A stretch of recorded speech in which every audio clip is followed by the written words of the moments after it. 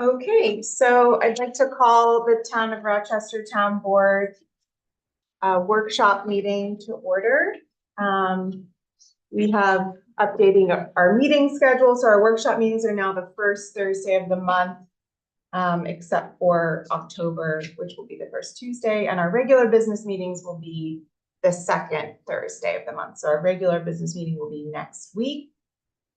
So we have said the pledge to the flag, and do we need to do the roll call again? So we did the roll call and said the pledge during the public hearing, so we are not going to do that again.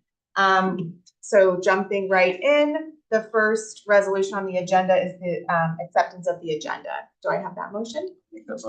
Second. Any discussion? All in favor? Aye. Opposed? Abstain. Okay, the motion carries.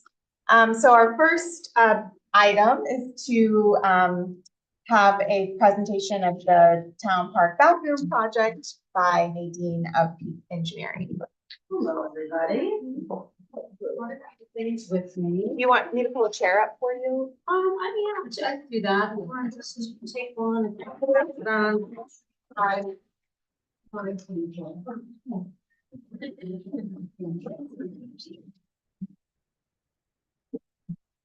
So, we were asked, obviously, to look at adding restrooms to the park here in Accord. And, we've done a couple things moving forward. We've already looked at the site as far as, septic location and where that's feasible.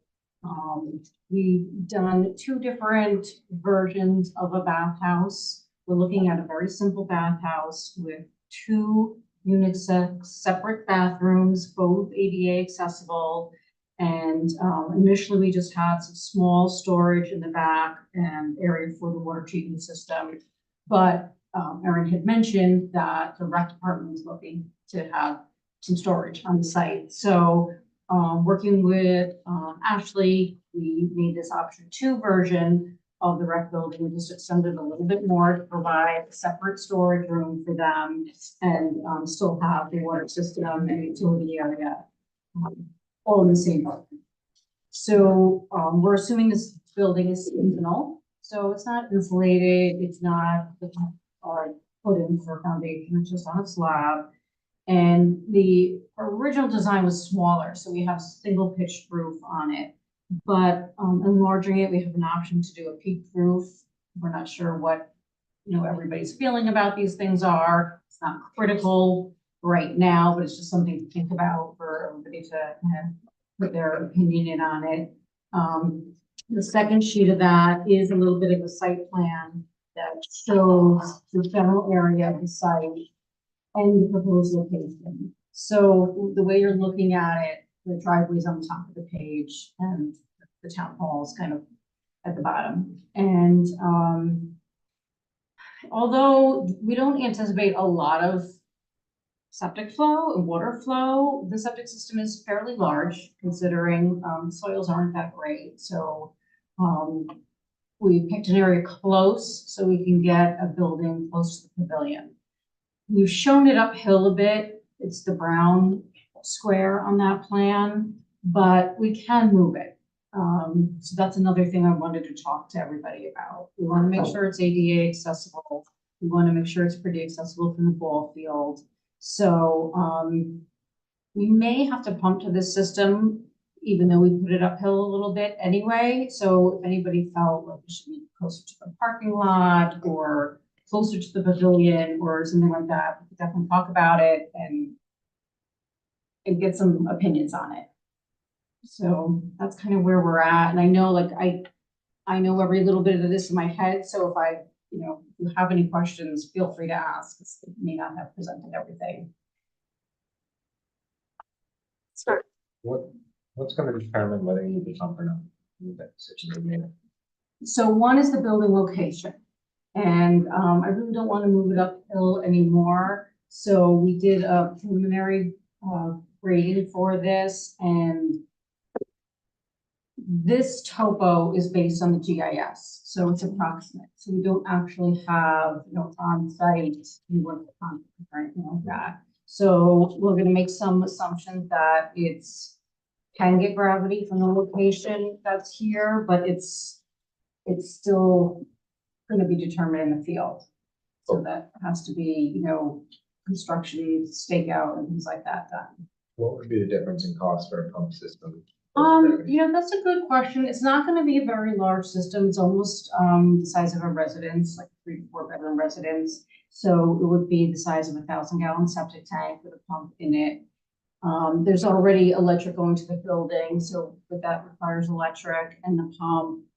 It could add $20,000 to the cost, Just that. just because of all the extra plumbing and the extra electric. For the pump system, Yeah. but we may not do that anyway, because you didn't upgrade. Exactly. So, we have a little leeway to move that system actually up the slope a little bit if we needed to. We don't want to push it down the slope anymore because it is kind of a low wet area down there, so we definitely want to avoid that. So if we want to look at relocating the building, say even at the end of the pavilion, we could shift the septic system uphill slightly and make that work. Or if you want it to be down where the outhouse is now, you know, right off the parking, and then we know, okay, we're gonna pump and we can just include that in the design. But your laterals would be mostly where? Here. where you- Pretty much, yeah. Like I said, we could move it up a little bit. So then we get into also, there's the electric on a post right now. And, there's a little bucket, I'm gonna just put it in your plan, right, below where the laterals are shown is a rectangle. And you can see the utility lines kind of going to it. There's a little concrete pad there because I think at some point there was a shed or there's going to be a shed or something. So there's a concrete pad there. We can leave it, we can remove it, you know, depending on if we shift the septic system or not. I know there is also water right now going to,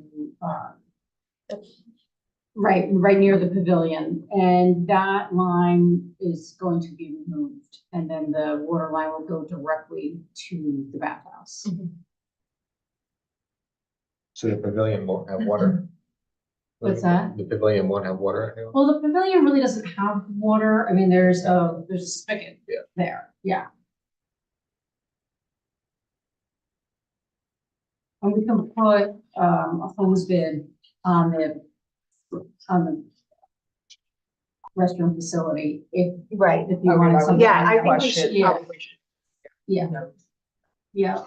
And then so the septic tank says, can you move closer to the parking area to the opposite side? But you're saying, or do you need this parking area up here? Oh, no, this one, yeah. That one, so Yeah. for, can you like approximate for me, like where it could, like.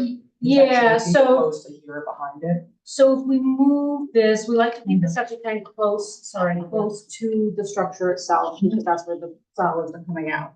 So if we move this, say, you know, we wanted to move here or wanted to move down here, you know, we can shift this accordingly, not to really mess with the electric, but maybe, take out that concrete slab, or at least to revisit, or do we want it here, like, you know, in front of the pavilion over here off the parking lot. So, you know, these were things that really weren't discussed initially. We're just kind of like, okay, where can the septic go first? And then let's talk about where the restrooms can go. So, And what's the approximate size of like the bathhouse? yeah, so this one here is 16 by 14. Oh, no, I'm sorry, I don't know this. Oh. Oh, the septic tank? Yeah, for this. The septic tank's only a 1,250 gallon tank, so it's about 5 by 10. So it's not too big, but yeah. So, you know, I know, that's the thing, nobody really had input on where the restroom should be, you know, I mean, should they be, you know, a little bit below the pavilion, maybe right off the pavilion, should they, you know? So I just want to get some input. One of the things that comes to mind for me is, you know, from an ADA accessibility, people with children, you know, having it close to the parking area, closer to the parking area might make more sense, because that's do you know what the distance is from that parking section to like the building right now? Yeah, it is, it's 100 feet. Yeah, so that's kind of a long way for somebody who has mobility issues or whatever. Yeah, park yeah. and get- So this, and if I could just use yours real quick, you know, this over kind of in this area here is a pretty good location. You know, or just like right off the parking lot, kind of more on this side near the pavilions, also a good location. So for right it. tucked in this corner where the. fence is Yeah, I mean, down we the can corner. align it with the pavilion or, you know, but it just gives us a little leeway and then easier to get the water there, get the separation from the septic, you know, from the water too. Would it be silly to think about it being up near the fence? And if anyone would entertain my idea of where I thought originally to put the bathroom, myself personally, at the beginning when we first started this process, I thought in the corner next to the basketball, to the tennis court and the pickleball court, or basketball court.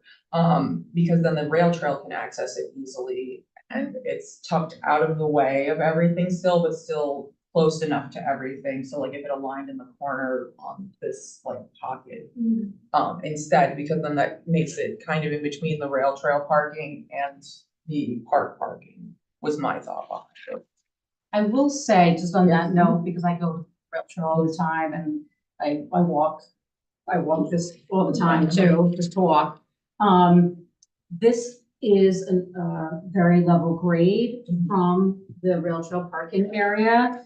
This over here, the grade difference is substantial from the playground and the pavilion. So, you know, moving it in this direction, it's pretty reasonable, you can still do ADA, you know, things like that. Up here, the access from the pavilion and the playground is not ideal. So my thought was if we did it on this side, whereas, you know, near the parking, like you were saying, if somebody is going up to the town hall, they could park. And then we wouldn't have to go so far with water and electric. The water and electric's already to this, to Okay. here. The electric's here and the water actually continues over to the pavilion. Okay. So that's all in place. Sorry. Yeah. I would, I think it would be really good to get the input, Ashley's input, on the location, since we're having this discussion. Just the most use that we see is when the summer program is there and they are right here, you know? So I think I like the idea of it being close to the pavilion and access. I feel like if we move closer to the other parking area, it's just gonna change. I mean, I guess we could change the way people park and stuff, but I think it would have to, the layout of how everything is would have to change. So that having it sort of in this zone makes a lot of sense to me, but Is there, because I don't know as far as the pickleball court and everything is, how much activity that gets and, what's it there? I mean, I guess. there's usually there'll be like 2 to 4 cars parked there, like about once a day, I would say. Up here. Yeah. I would think closer to the pavilion, almost like, when I pictured it in my head, I've always pictured like either where that pad was, where there was a shed, or closer. Because my thought on that is if someone is ADA, needs that, it's gonna be very difficult to go up the hill. They'll literally would have to get in the car and drive back up to the hill. So I think that it would be quite an inconvenience. I would almost think the closer to the parking lot below, down by the park would be more convenient. And not to mean to insult anybody, but I would think someone either at the pickleball court or on the rail chair are physically fit enough that walking that little distance would be less of an issue for them than someone that's in the park with any disability. Yeah. Very, very fun. Yeah. And it seems that the rail trail parking lot is not far from this at all. I mean, it's, you're there in the second walk, so. And proper signage, like right by the kiosk saying that there's bathrooms available in the park. Oh, Yeah. yeah, I'm fine with it being, I also always picture a bathroom there, just having grown up in the porta potties always being right there off the parking lot. It's the normal, Right. of where it was placed for me, and I'm fine with that. I just wasn't sure if like bang for our buck, we should try to get it closer, so it was like all three are like equally close to it or something, so, but I also do like the idea of it going to be tucked in that corner, or like aligned with the pavilion almost. If we want to, anyone else like that idea, but I also like it being right off the parking lot where it's always kind of under the tree that was once there. I think that'd be convenient for direct people as well as being there. I had a question about it not being a four-season structure. Will the bathrooms be able to be open year-round, or would we be needing to close the bathrooms this winter? Yeah, so right now I know that the water is shut off there in the winter. So unless the whole water line's redone, I don't think it's buried I enough see. to Okay, provide water there Okay. all year. So yeah, so they would be closed okay. probably like October to April or something like that. Which we usually don't have a November. porta potty there from November Yeah, to March. Yeah, that's true. Okay. And I will note that, I'm sure that there's some way you guys handle renting out the pavilion. Yes. So if there's going to be a huge event happening at the pavilion, that they should be referred to bringing porta potties as well. Yes. Because this, it's designed for up to 100 people, for a day in the park, but we don't anticipate that that's happening every single day. So to keep the health of the septic system and everything, we would just, depending on the size, probably up to 100's okay, but there's a huge like town event happening or, Aqua Days or Rochester, whatever they are, we would recommend that additional 45 people for. Yeah, I think I've been I bring that up to everyone, and we're even thinking we should put that in our rental form. That, what your capacity is, and if it's above this, then you have to put an onsite. So, Yeah. and that makes sense, Yeah. rather than us building a 4-stall. And, Bathroom. well, yeah, even the number of toilets, if you wanted more, something like that, just the size of the septic system would just, be so huge, and it's just not a lot of room in that area. So we're feeling that this is a reasonable size, a reasonable disturbance, and a reasonable flow rate up to a day. Yeah.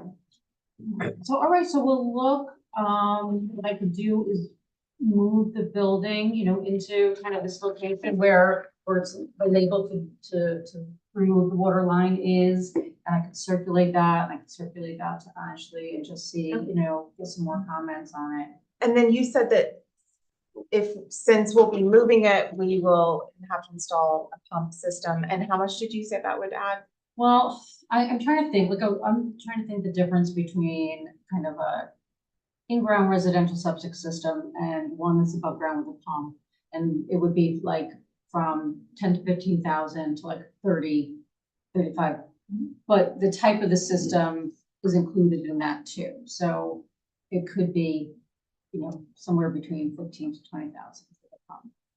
It's a good thing to have, honestly, because it adds additional storage. If there is a high usage there for a day, it also doses the system at different times. So it allows the system to rest instead of this. So it's a good thing to have on like a public park or a commercial establishment anyway.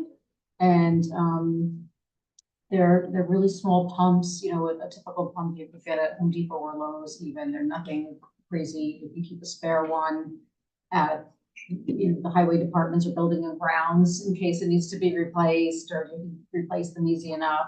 So once they're in, it's just a little extra plumbing and electric work that's done. Can I just ask, what, other than, is the slab part of it being pre-season? That Would it need foundation if it were 4-season? it would, 'Cause I was and just then it would wondering- also need, insulation and heat. I was just wondering, I don't believe the water line is. I mean, I know that that is shut off every year. Talking to Jeff, highway superintendent. So, there's some other things that we have to look at too with the water. I mean, we can investigate that moving forward to see if it's buried enough for that. I'm not confident it is. And then the other thing is, I just sent an email out to the health department to ask about water sampling, because now this will be open to the public, even though it's, you're not doing food service or anything. Yeah. People are washing their hands, they can drink it, that kind of thing. So, it will need a treatment system. So I'm asking them specifically for this, for the town requirements, what water sampling requirements are gonna be needed. So once I have that from them, I'll get back to you guys and we can coordinate getting some water samples taken. Okay, great. Yeah, the only thing I was wondering is not gonna be, it sounds like it would be a lot of additional expense to build the structure for Four Seasons. And then if we want to replace the water line. Sounds like if we're doing insulation and then foundation, heat system. Right, the foundation would have to go down to frost and yeah, everything would have to be insulated, including the slab, and then you would need heat in the building as well. A lot more. Yeah.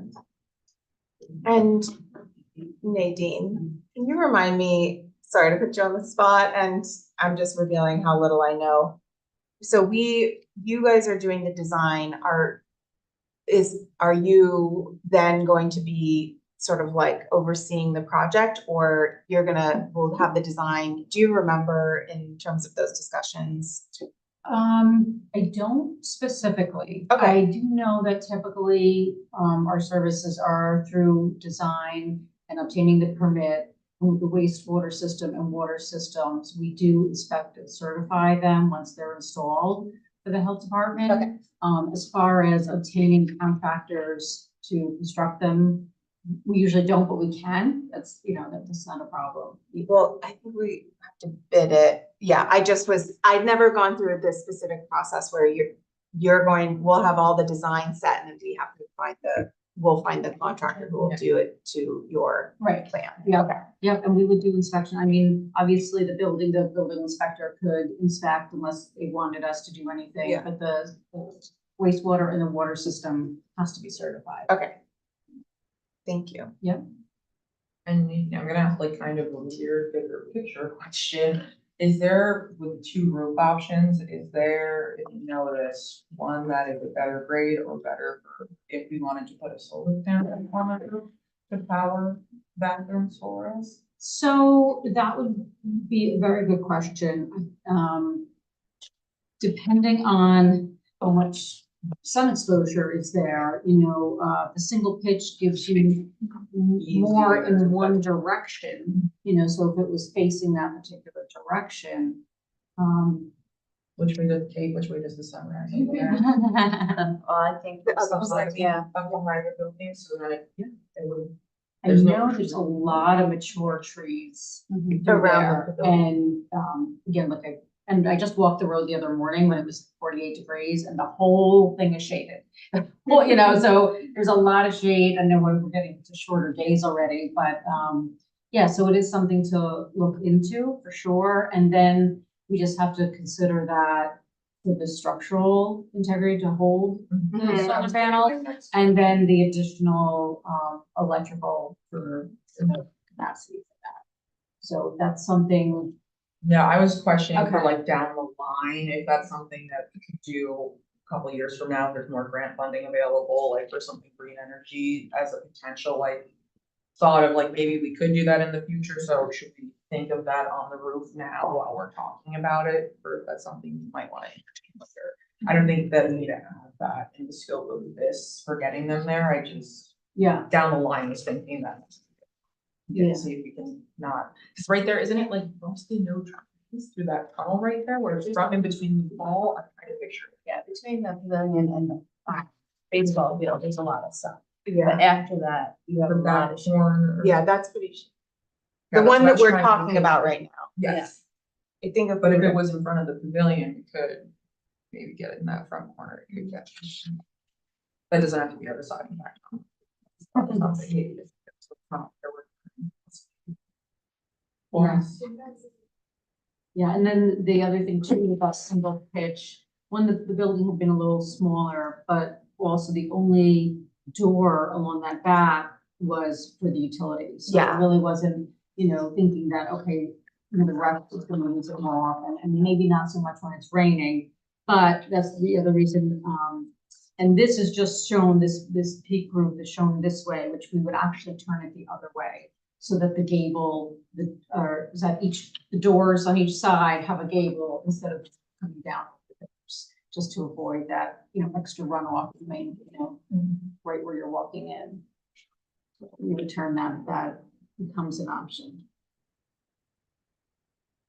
So overall, so just to get everybody's kind of happy with just 2 separate unisex ADA, right? Yeah, I think that That looks this wrong. is what I think I am fine with that, and I think it's mostly location now, what you're asking is the question. Yeah, Okay. Where we're at. I feel really good about adding the storage space. Yeah. Because they're really, the department had given me that feedback during the summer because they don't have a place to put things, and when we were reviewing the design, we were like, oh.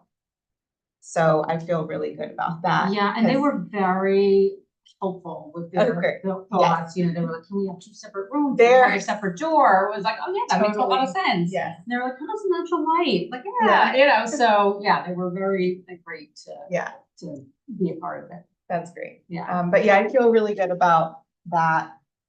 Like, it feels like more of a investment in the community to have that storage space for. Yeah, I think that's great. But otherwise, it sounds like, so we do have to have the project completed in 1 year Okay, for From- the from grant when? funding. Huh? From From when? now. okay, So that's our timeline for the grant that we got from the county. Or at least for that portion of the project, we have to have the funds expended. so one thing I'm just, I can recommend, and because this is an easy change for later on.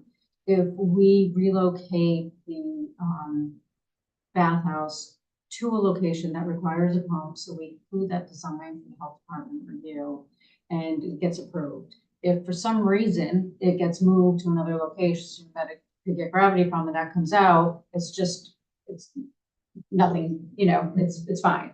So in that way, again, I'll circulate these options so we can Okay. get it closed, but that way if somebody says, no, I really want it on this side close to Brookfield or this side, because of it doesn't really matter because we're still gonna have to pump to that other Yes. location and it'll work fine. So we can move forward with that, 'cause I'd really like to get that into the department soon. Unfortunately, they've just been Yeah, slammed and it's taking a lot of time. And then the other thing will be the water. So I'm gonna try to get that answer for water testing as soon as possible, so then we work on that design within the next month or so and get that in. But yeah, because you definitely want, come springtime, your approvals in order so that you can get it built. Yeah. Okay, great. great. All right. Thank you, Nadine. You're welcome. Nice to see everybody. And Thank you. Sorry, I have been very slow to get back to Nadine, and I appreciate you being here tonight so that It was it can get communicated to the board. you were right at that pinnacle transition I was. point, so we understand. Yeah. But thank you very much.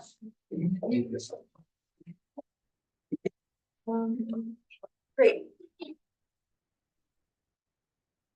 Moving on, so we wanted to make sure we use our attorney's time as efficiently as possible.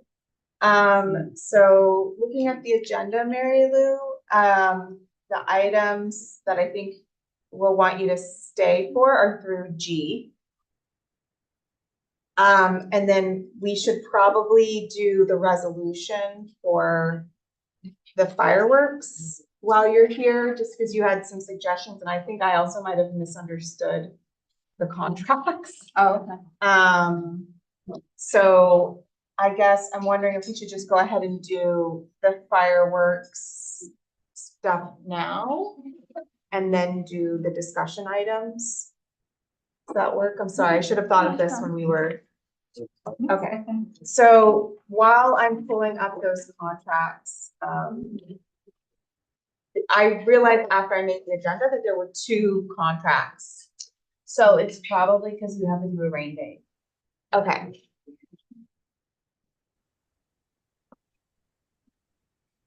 Why would you need So. a rating? we Yeah, better not there's do two it. contracts because it's two related companies. One Oh, company's gonna be doing the fireworks and the other company's gonna be coming and setting things up and oh, and doing the that's, prep work. So there's Okay. two different companies involved. Okay. Same people, I think. yeah, But they have, so, yeah, okay. So then I'm gonna have to reword this resolution. Did everyone get Mary Lou's email, with?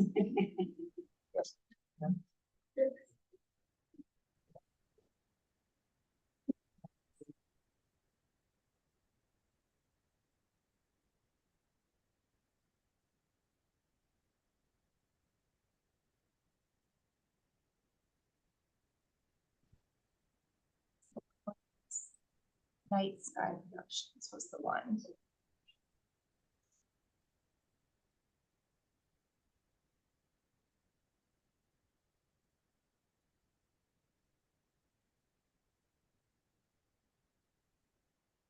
And then,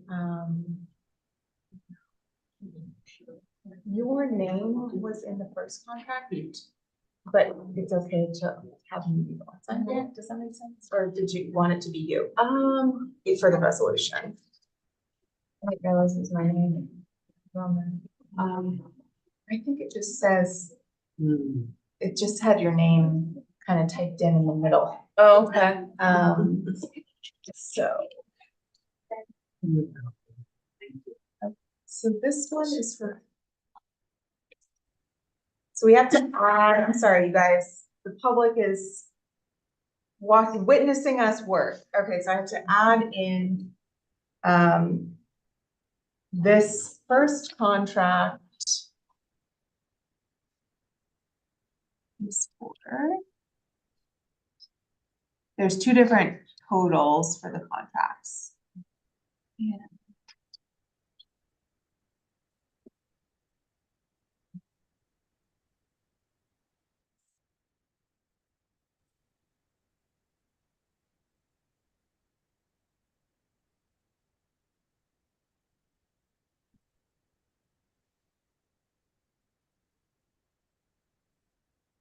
So two, Peter, do you know if the district has been on standby when we've done fireworks next year?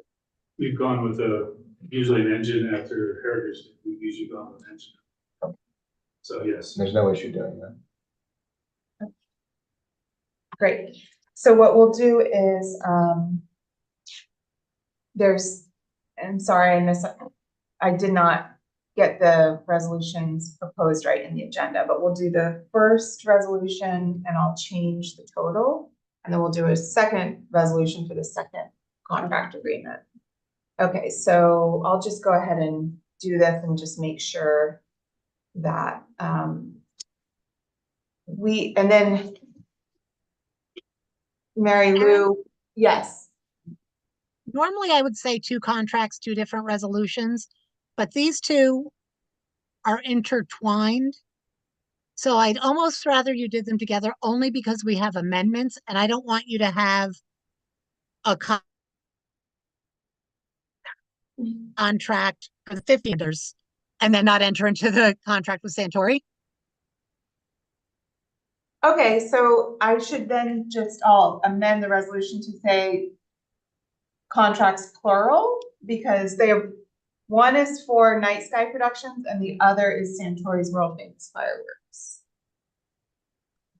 Yeah, make it contracts. You might even want to say A between whatever that other one was that you just said. That's name I can't remember because I don't Okay, have that one up on my computer. The Night Sky one.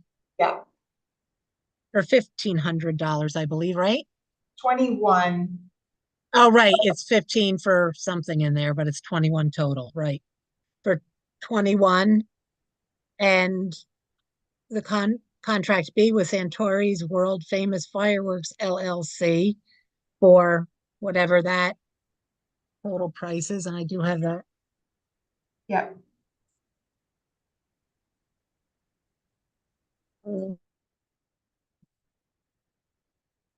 And then contingent upon the following amendments being made for the Santori contract. And then you guys can list the things that I set forth if you agree with them. Okay.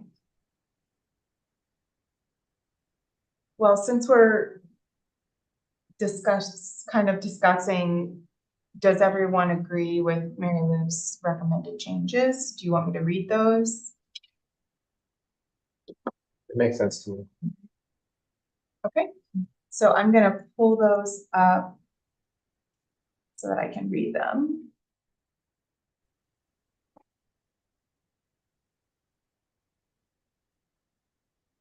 Okay, so you guys want me to make the motion? And then, oh, good, okay. So I'd like to make a motion that the Town of Rochester Town Board authorizes the town supervisor to sign the contracts between A, Night Sky Productions LLC, PO Box 687, Stillwater, New York, 12170, in the amount of $2,100, and B, Santori's World Famous Fireworks LLC, PO Box 687, Stillwater, New York, 12170, in the amount of $2,400 for the October 5th, 2025 Heritage Day fireworks display as presented and contingent upon the following amendments in the Santori World Famous Fireworks LLC contract.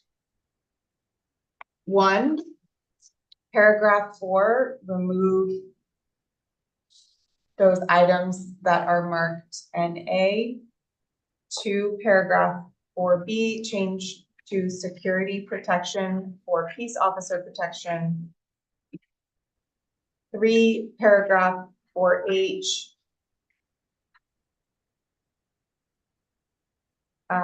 It's not a change. You can take that out because the fire company just told you Oh, that they okay. can do that. Oh, 3, so 3 would be paragraph 5, please add the following for clarity. 6th line down after Santori, add for injury or damage resulting from omissions of the client in performing its obligations pursuant to paragraph 4 of this contract. I'll second. Any discussion? There's a few spelling things. Okay. I'm sure Kate will catch those. Okay. All in favor? Aye. Opposed, abstained, motion carries. Kate, I'll forward you this, Okay. but we're not doing the 3. Okay, great. Thank you, everyone.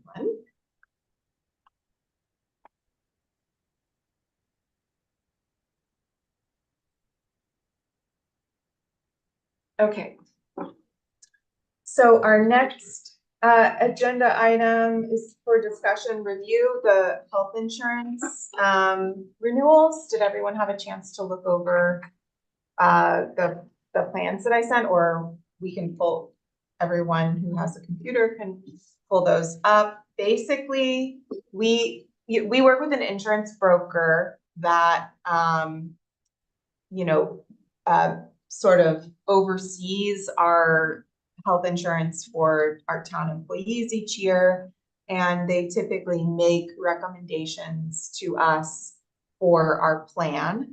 They're recommending that we renew the same plan that we have.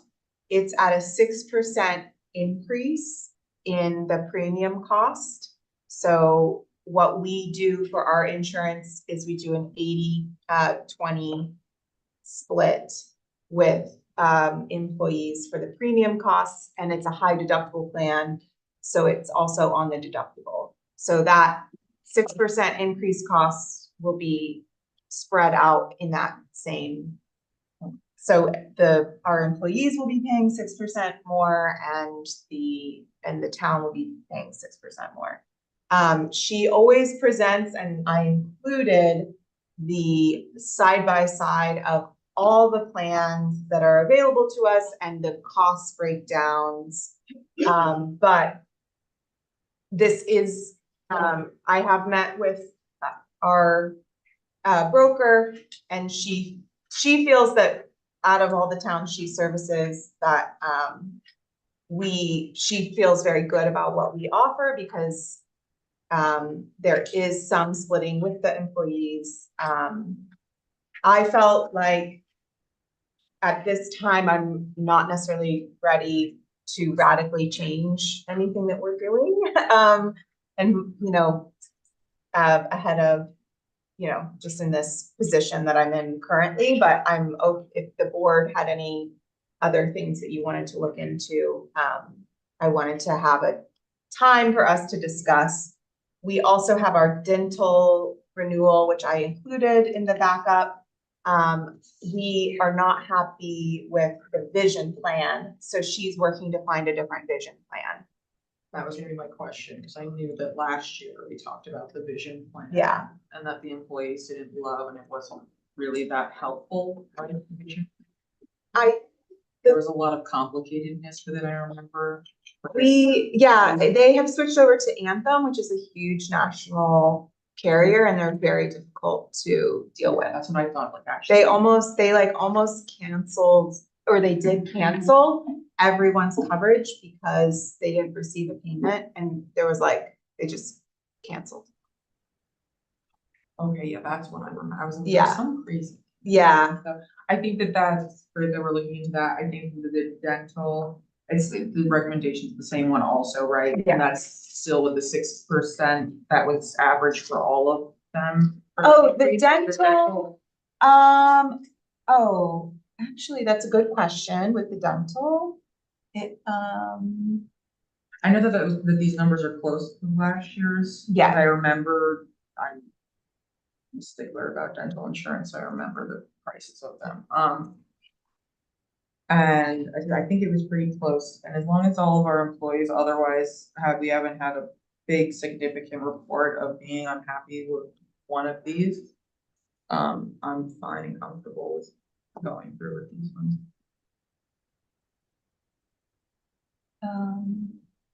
That is a good question. I don't actually know what the percentage increase of the dental is. I know it was 30, like the base rate for like a single was 30 and change last year too. Like it can't be more than at the most a couple dollars. I can't remember the exact amount, but I know it was over 30. Yeah, I'm sorry. Dollars. The other one I knew, because I don't think the delta increased that much, because the mini was like, just so you know, the MVP is increasing 6%, which, is a significant increase. So what I was going to do is just put this on the agenda for next. I was going to put this on the agenda for next week. Yeah, I mean. we've Do always- not apologize. Thank you, Peter. We've always heard that people are happy generally. Medical plans, so. Yeah, generally. I mean, I think we could be, I think there's room for us to do an audit of it. Agree, but I understand for not wanting to go to not knowing what next year might hold. So. This is a but very- I also think that we could do an audit. Yeah, And I remember thinking that last year, reviewing them, that we should take a deeper dive, like separately, not like right before we renew, into looking at them. yeah, this is our renewal period, and if we want to look at, I think there's different ways that we could offer the benefit. Some towns pay the full premium with a lower deductible plan. There's just different ways of offering health insurance, and I know that Marshall Sterling, who's our broker, has a full range, and when I met with Minnie, we touched on, why what we do in this town is good, but just thinking about compensation and benefits for our staff and different ways that we can offer that, I think it would be good for us to take a look at it next year, but we have to do it ahead of it. We would need to do it earlier in the year, basically. So, Do they do any other towns in West Virginia? yes. Yes, they do a lot. She rattled off with ours, but yeah. Yeah. So, okay. So if, unless there's anything or any of the plans that you guys wanted me to take a look at, I'll be putting this on the agenda for next week. Okay.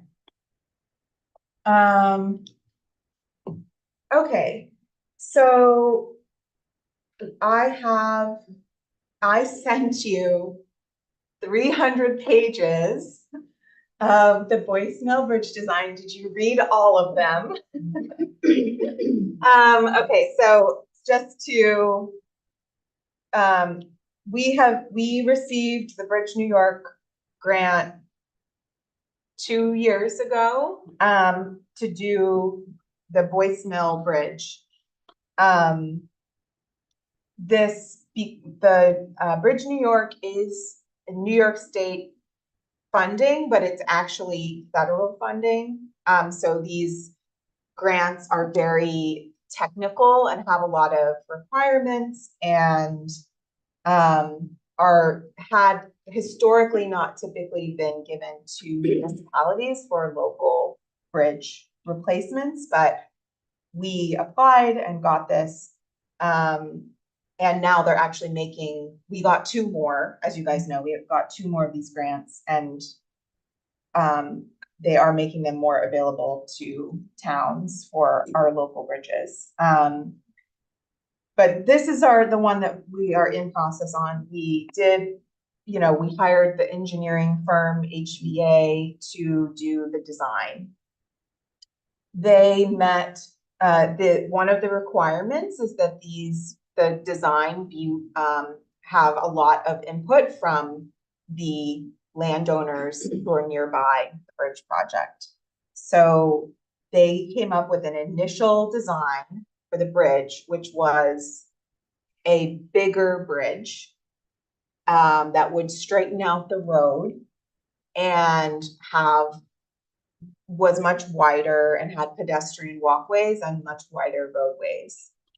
They met, I believe, 2 or 3 sessions we had here at the town hall working with the neighboring landowners, and the bridge, they have worked on the bridge design. We got some very incredible feedback from the neighboring landowners, and it was very, very good because the bridge that they had proposed would be more like a bridge you would see on a higher traffic, higher volume road, and doing things like straightening out the roadway and widening the bridge increases speeds.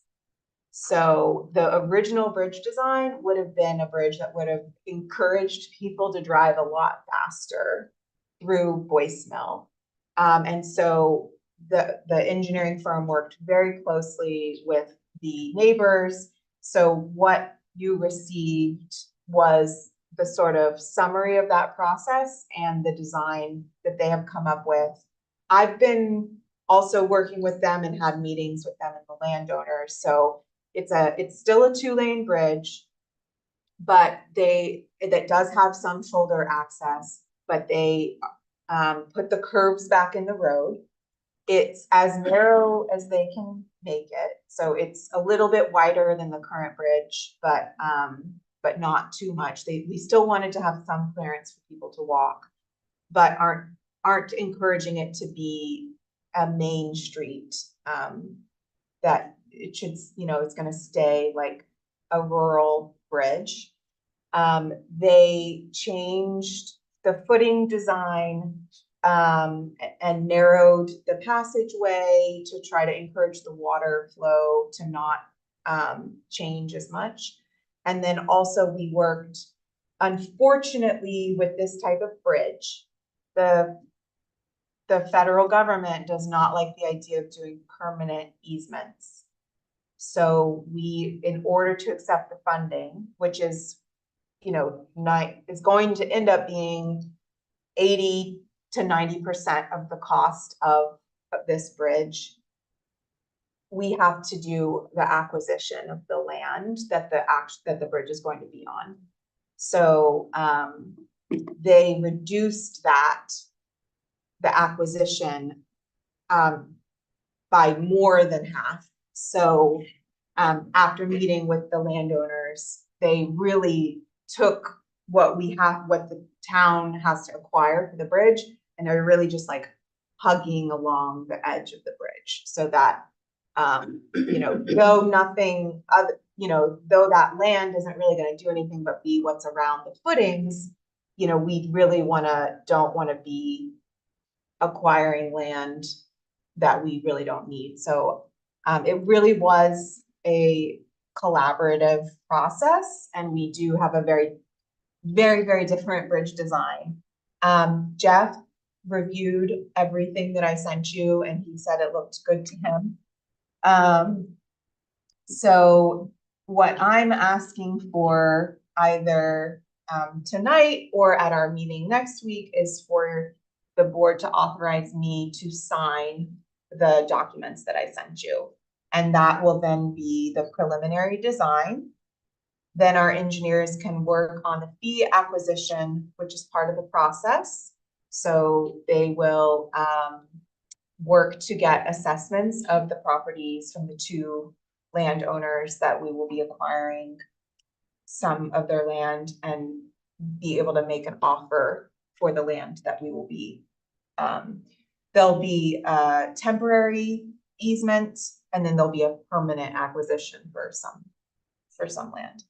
So whatever you guys want, we can either authorize that right now on the spot, or I can do a resolution for next week. The time crunch is really that we do have a deadline for getting this out to bid so that the construction can start. We have to do the contracts for the acquisition first, and then so that has to happen before they can put it out to bid. I think we should authorize it tonight enough. Okay. Have we received any feedback from the affected people? Yes. Okay. Yeah.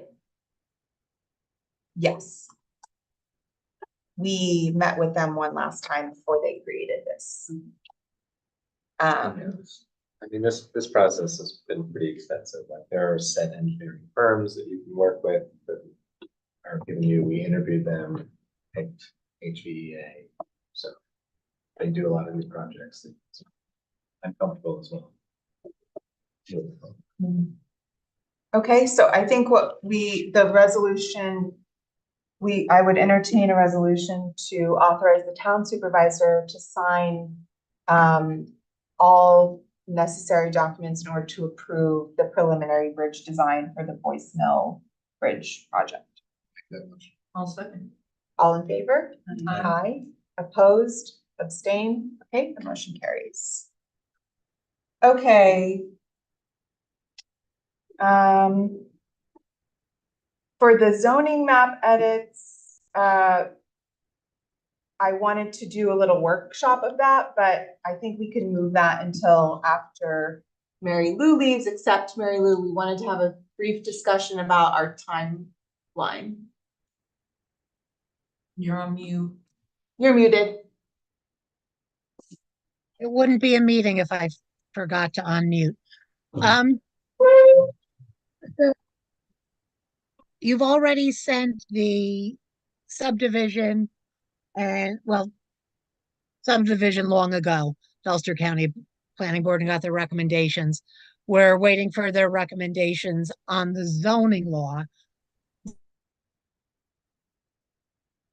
So I just want to consider whether, when you pass these, you want to pass everything at once, and just if you want to pass the zoning map separately, that's all right, so long as every property that is in the town will currently fall into one of your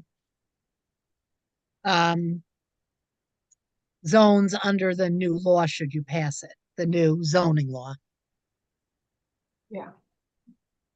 So the only question I have, and I don't know if you were breaking up last time we talked about this, but we changed one district, AR3, we changed the designation to A3. Right.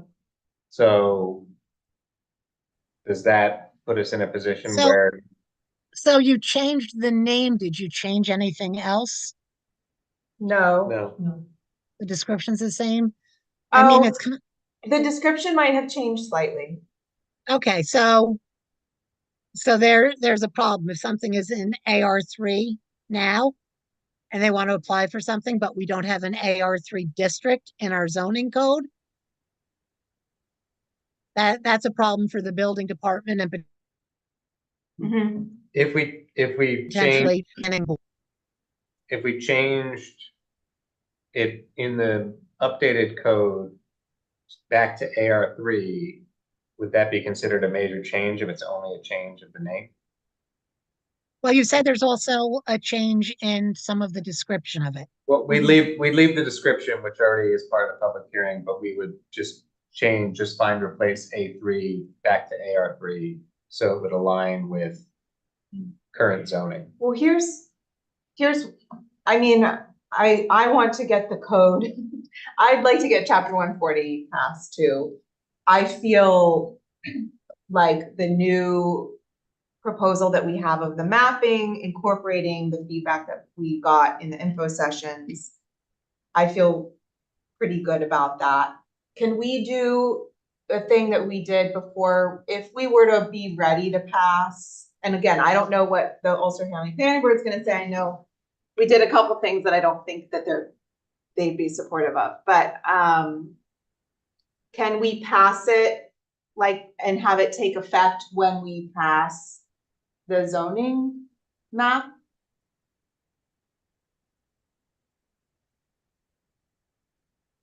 You could add a provision that it would be effective then. What if you don't pass the zoning map? What if it becomes an issue? And it's a Right. while before you pass it. Yeah, okay. Um, you know, it's a tough I'm one hoping because that we can schedule the public hearing for that next week. Just FYI. So even if it was at the audit I meeting, mean, yeah, you're just one, and maybe you end up passing. I know you want to get it passed. I understand and I agree. It's just time to pass it. But you need everything to mesh. So if, you could close the public hearing on zoning next week after you've heard from everyone. You can set the public hearing for the map and vote to send the map to the Ulster County Planning Board. And potentially you schedule the public hearing on the map for your second meeting. Let me just pull out the calendar here. And you get everything to the Ulster County Planning Board in time. Their October meeting would be on the 2nd. If they get you your recommendation and you hold the public hearing on the 10th, you could then close the public hearing on the 10th and pass all 3 laws. Depending on what we get back from the public hearing, but yeah. Right, depending on whether you need to change that. But if everything goes through smoothly and the Ulster County Planning Board gets their recommendation by the 10th, you'll be good. If they don't get the recommendations to you by the 10th, you'd have to wait and you could pass everything at the audit meeting. If Okay. everything, is status quo. Okay. Well, this has been helpful. I think I would like us tonight to go through and review the feedback that we got and make some changes. Then I can send that to the county and have a map created. Hopefully they can do that quickly because it's not that many changes that we got feedback on. And then if we have that in hand in a week, we could schedule that public hearing. Does that? So, but Mary Lou doesn't need to be here while we're looking at those maps. So I'm just The gonna details, right? put the zoning map edit part below letter G to after Mary Lou can leave so that Mhm. she's not sitting here while she does things too. Okay, does that sound good? Yep. Okay, so the JCAP grant request for bids, we did not get anything from that, so we need to rebid that. So This is just the first time. this is the first time. The second one was the highway bid. Okay, thank We you. I did was that like, one. This is the second how we would need to do that. So I wanted to just, are you guys up for filling in dates on that? Yeah. And then we can put that on the agenda next week. Do we know when we have to have the work completed by The, for this? I think it's the funding? end of the year. Or So, any contractors? Conference room? yes, It's just installation. yeah, No contractors wanna have to do a quote with prevailing. it's That's why we don't true. get- It's true, they don't. I've talked to I a few. asked for different company owners if they would bid on the roof, none of them would touch it when I told them they have to have prevailing. Yeah, and the one that got it just does prevailing wage for everything, Yes, so, only use a do yeah. Okay, so I've got that open now. Fine. Oh, I had it open already. Okay. So what do you guys think? When do we want to have the work done? And we'll go back from there. Yeah. All my troubles seem so far away.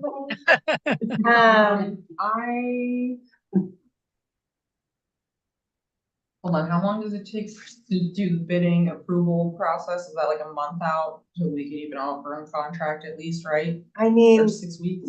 that's what we did. I mean, we could have it be, you know. I think- We say December 20th, December 20th. right before Christmas is all I'm looking for. I think it's. Wait, what are To we be talking? done altogether? Yeah, we have to. Okay, December 20th. I'm going with I it. don't think anyone's You gonna guys- try to do, no one's gonna work between What- December What are twenty-fourth we trying to fix? and What are we marking? January. Responsible. We're gonna update the timetable. And then I'm gonna put it on the agenda. Next week. And then we'll put it out. On Friday. Or whenever we can.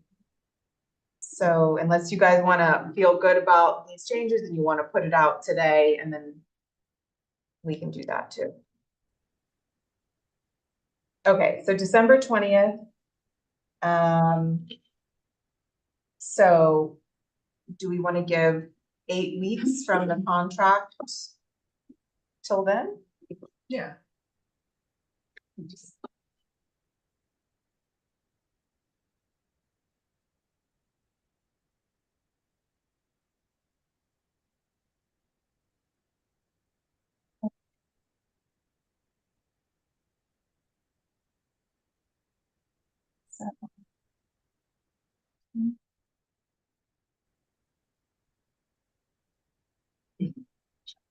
Okay, so that's October 25th. Would be 8 weeks. So should we have them back by? That's for the contract. Yeah, it would need to be signed by the 25th, you're saying. Yeah. For them to. So should we do do we have is it the third that we have a meeting, or is that changed now? It's the first. So should we have them due by the third Of September? of September? So that we can review them on the first and then hopefully vote on them the next week. It's really only giving them 2 weeks to possibly do a site visit. Unless we're happy with it tonight. Mhm. For tonight. Yeah, I was gonna say, if we do it from today, if we're comfortable to uncomfortable tonight with just updating dates and everything else, just saying the same. Yeah, everything. Doing it, and then I was gonna say that's 3 weeks then at least, so. Um, Okay, so we're saying the request for bid, okay. I'm just trying to look. Okay, so these are anticipated, so. I've got, December 20th, project completion date. Anticipated notice to proceed is the 25th, which is a Friday. So then I put the anticipated approval of the contract would be the 24th, which actually is not a meeting or anything, but that's okay because we make the decision at our meeting on the 10th. Is that what we're saying? Yeah, the October meeting, okay. I'm sorry, Charlotte, you were going faster than me. I'm sorry. No, it's okay. Okay, that but now work? I'm like, okay, that's what you were saying. Yes, yeah, I was trying to plan when we could review and then vote, Okay. working backwards through the schedule. Okay. Sorry. So then we would say that you were saying the bid deadline. To be the September 30th by. Or do we want them to be the Friday? No, we should. We're gonna look at them on the 1st. And then we're gonna make a decision on the 10th. Is that what we're trying to do? I'm wondering if we should have it be by Friday so that we can have the weekend to see them and be like prepared. Yeah, the 27th is that. Okay. So that is the deadline, September 27th. Oof. So my tentative budget is due. Okay. You. Yeah, Aaron. You can't. Bid opening will be the same day. Okay. And then, so that is only 3 weeks from today. So we are less than 3 weeks from today. No. That's 3 weeks from today. So we are going to, can we say that it's being published tomorrow, even if it's not gonna be in the paper tomorrow?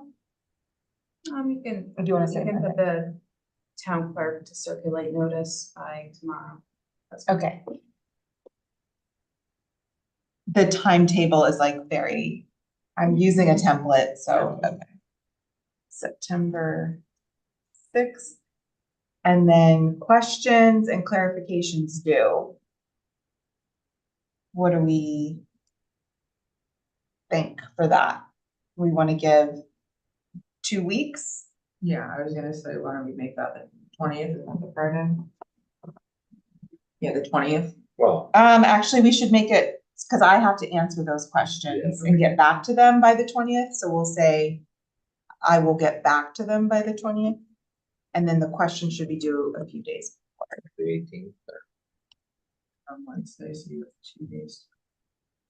You want more time? I want more time than that, so I want to have questions due on the 16th.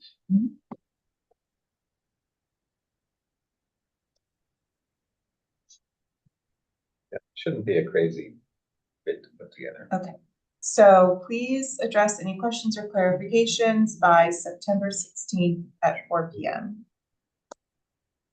Okay.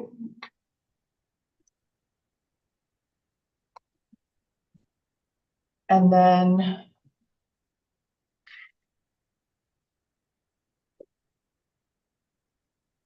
bids will be opened.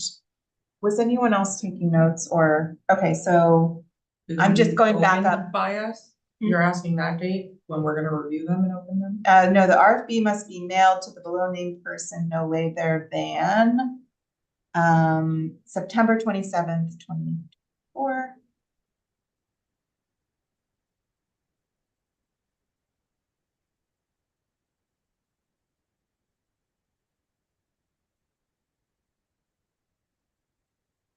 What's the day of the week of the 27th again? Friday. Friday. Thank you.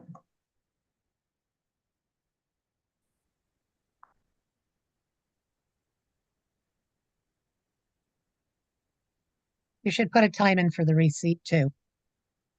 So we have no later than 3 PM on Friday.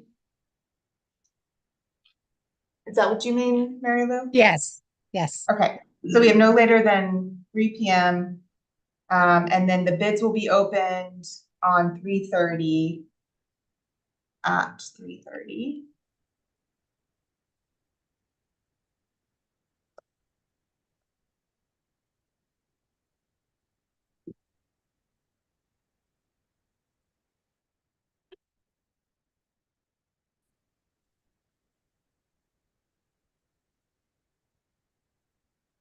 Okay.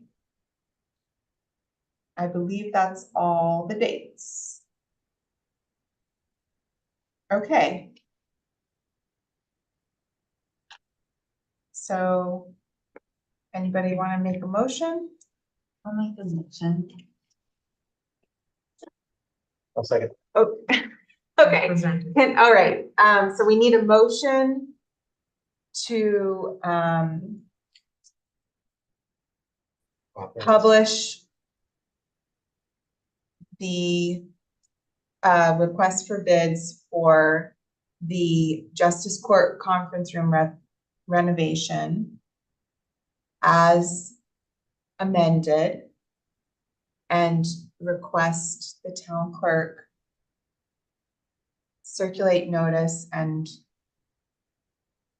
publish the bid in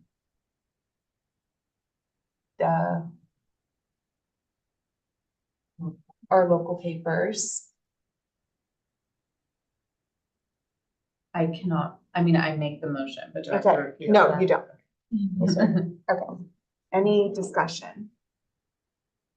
All in favor? Aye. Opposed, abstain, motion carries. And then right now, I'm gonna send this to you, Kate. Okay.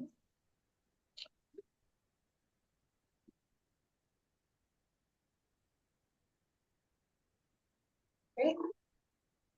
And then our next item.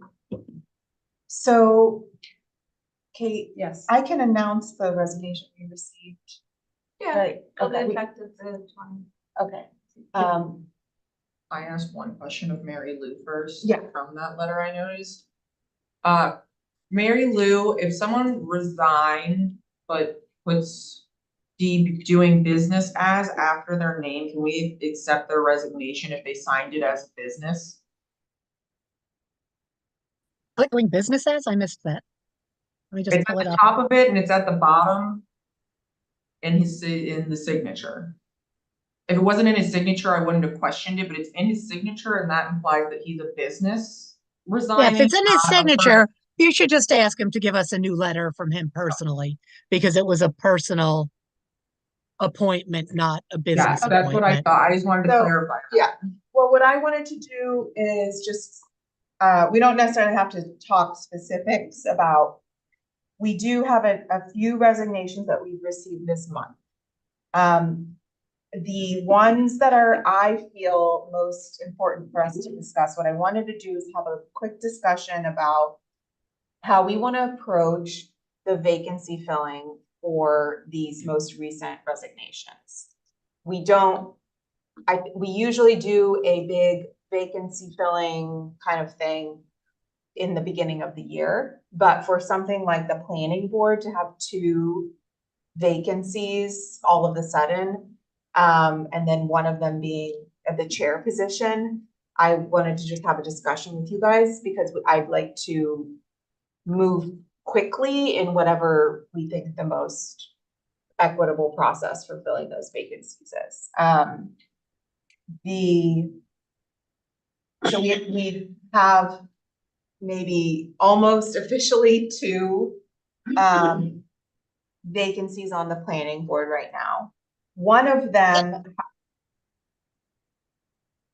Is the one, I read it to just be not resigning from the board, but resigning from I asked today and I the was chair told position. everything. Yeah, I think it's I- everything. Cause I wasn't. Okay.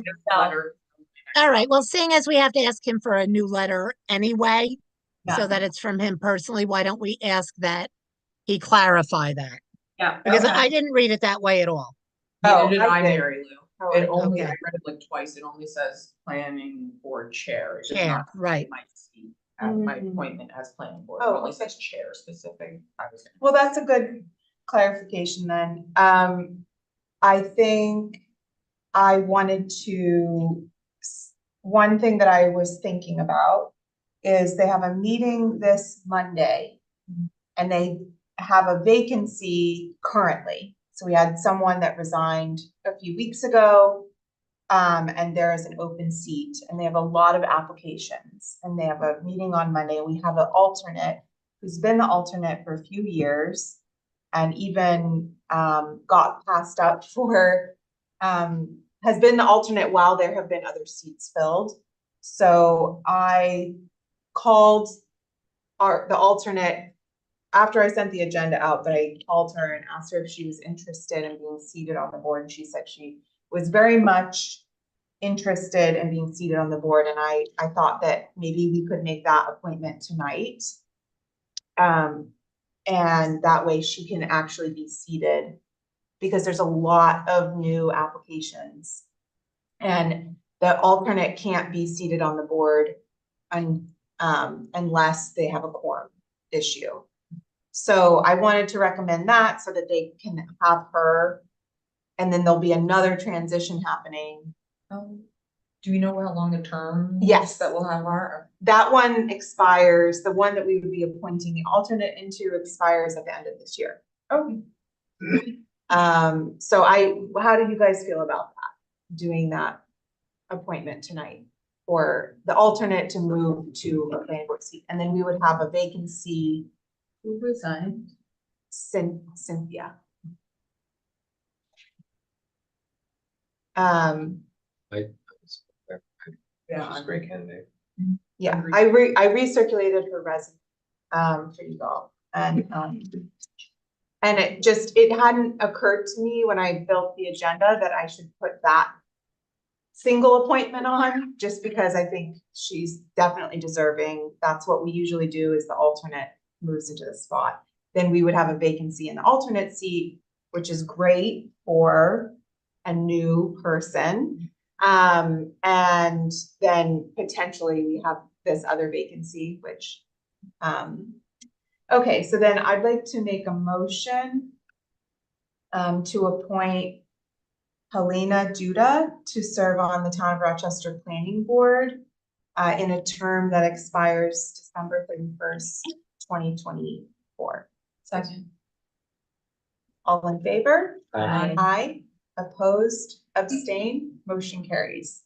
So in the event that we do have another vacancy, which it sounds like there's some confusion, we're unsure.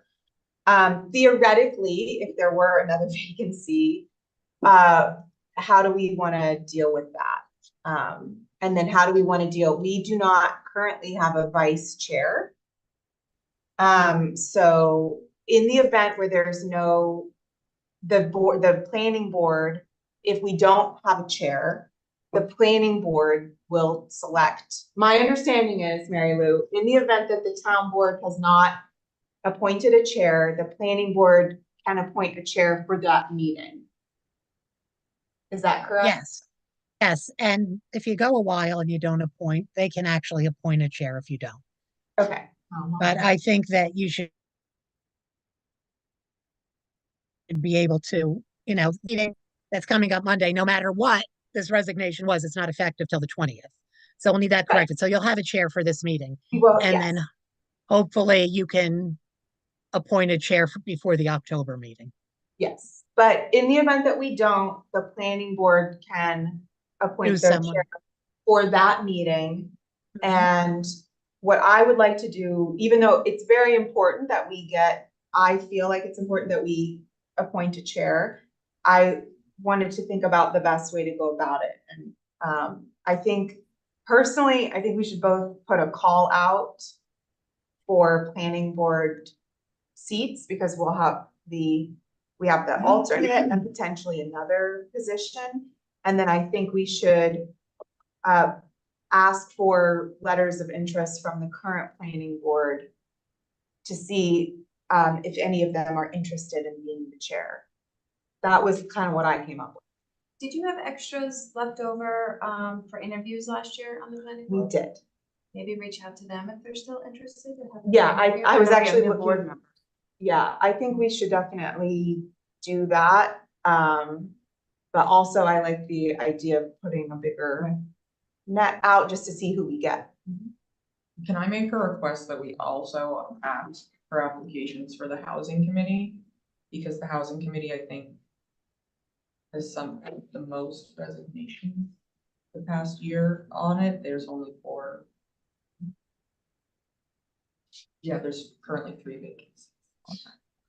So, and they've been asking for a while for us to put out a call for them, so can we maybe include it in the same advertisement, like list the boards that have vacancies also, like make the main blurb about the planning board, but include where else we have vacancies, so we can potentially get some new candidates for our other boards at the same time. We don't have to interview, when we interview for planning board, that can take priority, but just to kind of, save the ad space and posting it out. If everyone else is okay with that. Yeah. Cause the rec center's feeling the same way they are. Yeah, the rec. And we had one appointment that we were in next week. Yes, yeah, we have the one for there, but even with that, and also, I totally blame my mother, because in their minutes, she's at least 30 minutes late every month, so, One thing, I hear what you're saying, and I think it's definitely good to say. I might advocate for doing 2. Oh.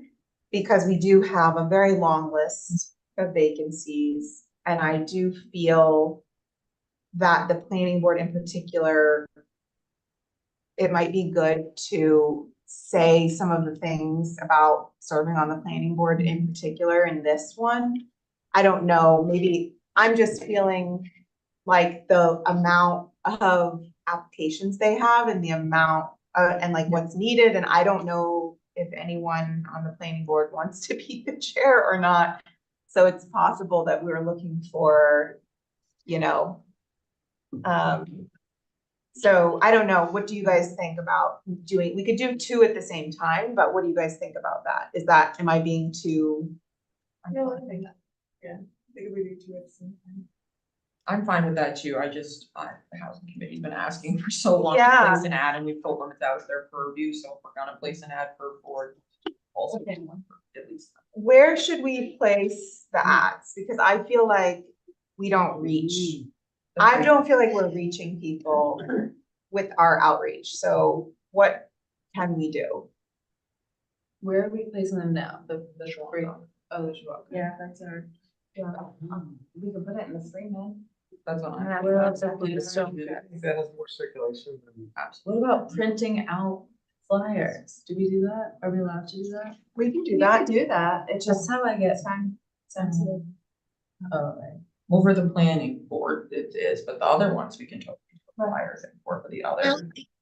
Kate, do you put these things on your bulletin board? Yeah. We might also want to put it on the door to the planning, zoning and CEO's office, because people are going in and out of there, the people who might be more interested. What about local businesses too? Yeah. We should at least put it on all town buildings entrances though.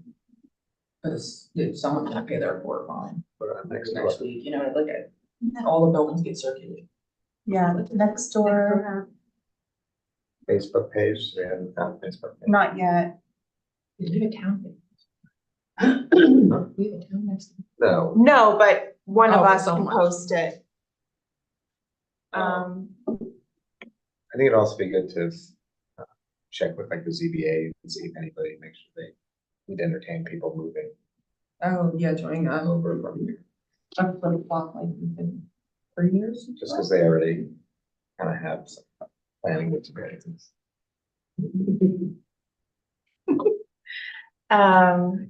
Okay. I mean, I guess we can.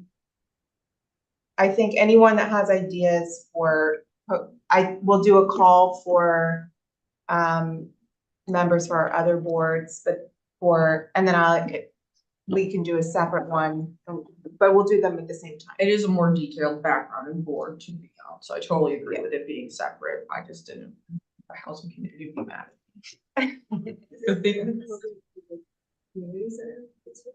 I was thinking, wondering that or not. I mean, it's- They do have a lot of They do a following lot of- on there. Yeah, I- I do community-based advertising. I was thinking, what I usually do is I check in with Ashley and see if she feels like it's in line, and so I can just do that.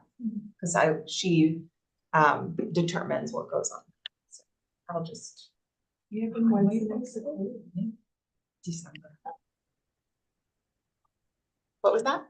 Do you get the highway department? Can they post it on there? Cause I know a good amount of people follow the highway to see what the road closures are from town. Since we don't have one, I'm saying like in the meantime, like I know the goal is to for us to have our own, but. I do like the idea of, I can format like a simple flyer and give them to businesses. And then, we always do a news item posting, which goes out to about 300 email addresses. But anyone that has any other ideas, like, just, you can email, let us know, and I can make sure we get the word out. Local businesses, right? Hmm? Saunderskill, Elders. Yeah. And I think also we can do individual outreach on our own. And I think can be really powerful, especially I've been thinking a lot about people who have been very active, Transfer station. participants. Yes, Yeah. we need to just have a bulletin board at the transfer station. That's what we'll- Yeah, that's what It's a I'm great all idea. town. Yeah. Department property. Right. People development. Right. Yeah. Right. Okay. Okay, great. And then I think in general, the way, I think sometimes we have like, throughout the year, we'll receive, because the Board of Assessment Review also has vacancies, and they also asked me about doing this, so.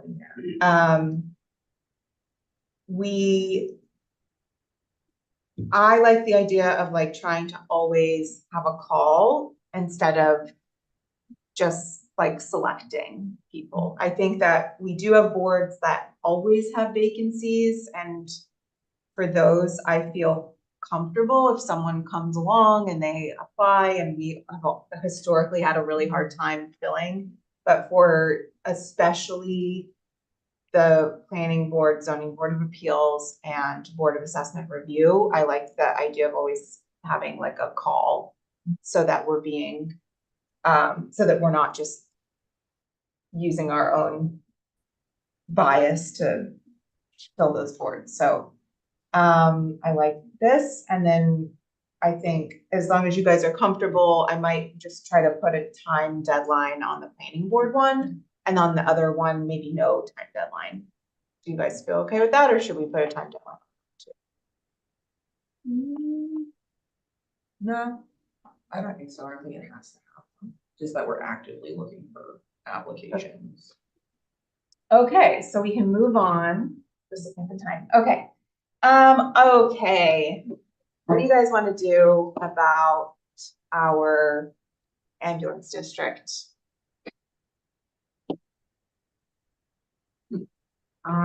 We still have not gotten anything but that contract and then the one, like, we haven't gotten anything new. is what I'm asking for the last time we got.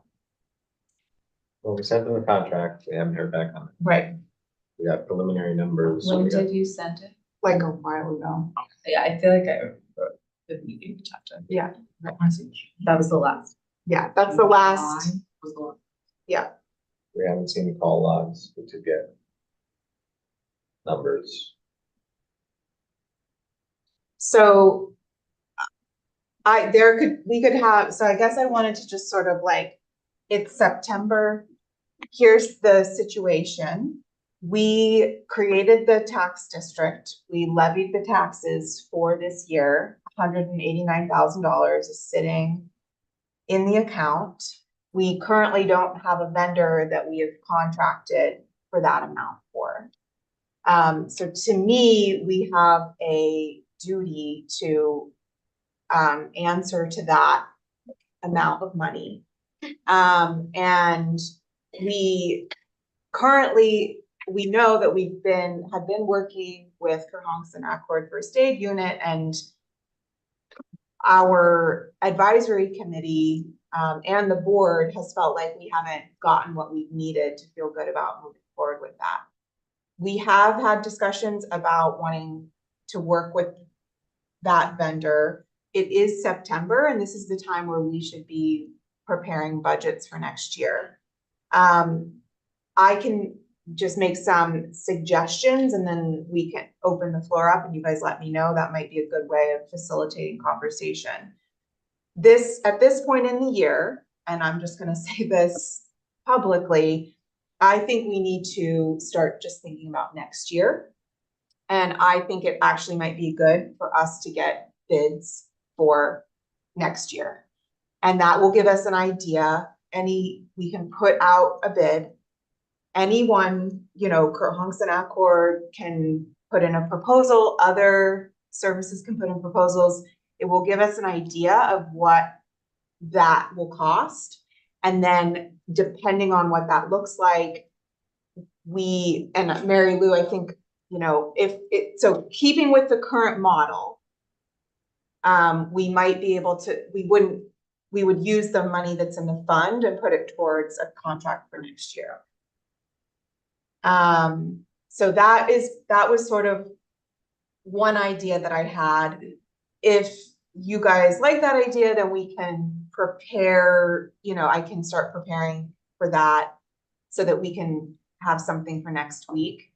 The middle ground for that would be to open up a conversation again and see, but I feel like by doing this, it's sort of like levels the playing field and it will give us an idea. I know we've talked a lot about, well, if we got another provider to do this service, it would cost a lot more. And I know we've said that a lot, but this will give us an opportunity to see what's out there.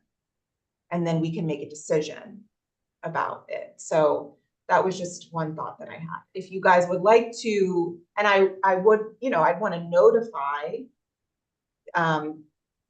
the agency that we had worked with last year to let them know what we've decided, but that, I don't know, what do you guys think?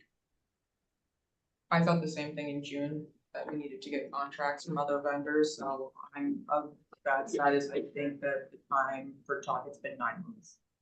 It's been 3 months since we got anything or have had any communication about the contract, service call or anything, financials, so I think that we have to do this. My only other thought or question, which is specifically to do with the funds already collected, did we find out if we can refund the taxes already collected? Didn't we ask that last time we spoke on this? Mary Lou? Say that again? Can we refund the funds that are that we collected last? No, I don't think you No, can it has to refund them, stay. but you can put it toward next Towards year and another maybe, contract next year, it can just stay. in right, the you have it in the That's what I fund just and then want. next year perhaps not tax them. Right. You might want to double check that with the county or the comptroller. I have talked to the comptroller about the fund. I can call them again and ask them specifically. But my understanding is the funds have to be used for that purpose, but if you do have to break a contract with a vendor, the funds can just stay in the account. But Yeah, that's my understanding as well. But I can double check. No, I'm fine with us just putting it towards next year and staying in there. I just remember that being a question that I had come back on for something. Yeah. Any other? Just being like new to the situation, I feel like that's the most logical thing to do. But I'm open to hear concerns as to why. I saying, being new to the situation, it seems to be the most logical thing, but I'm open to hear what opposition is on it. Anybody have?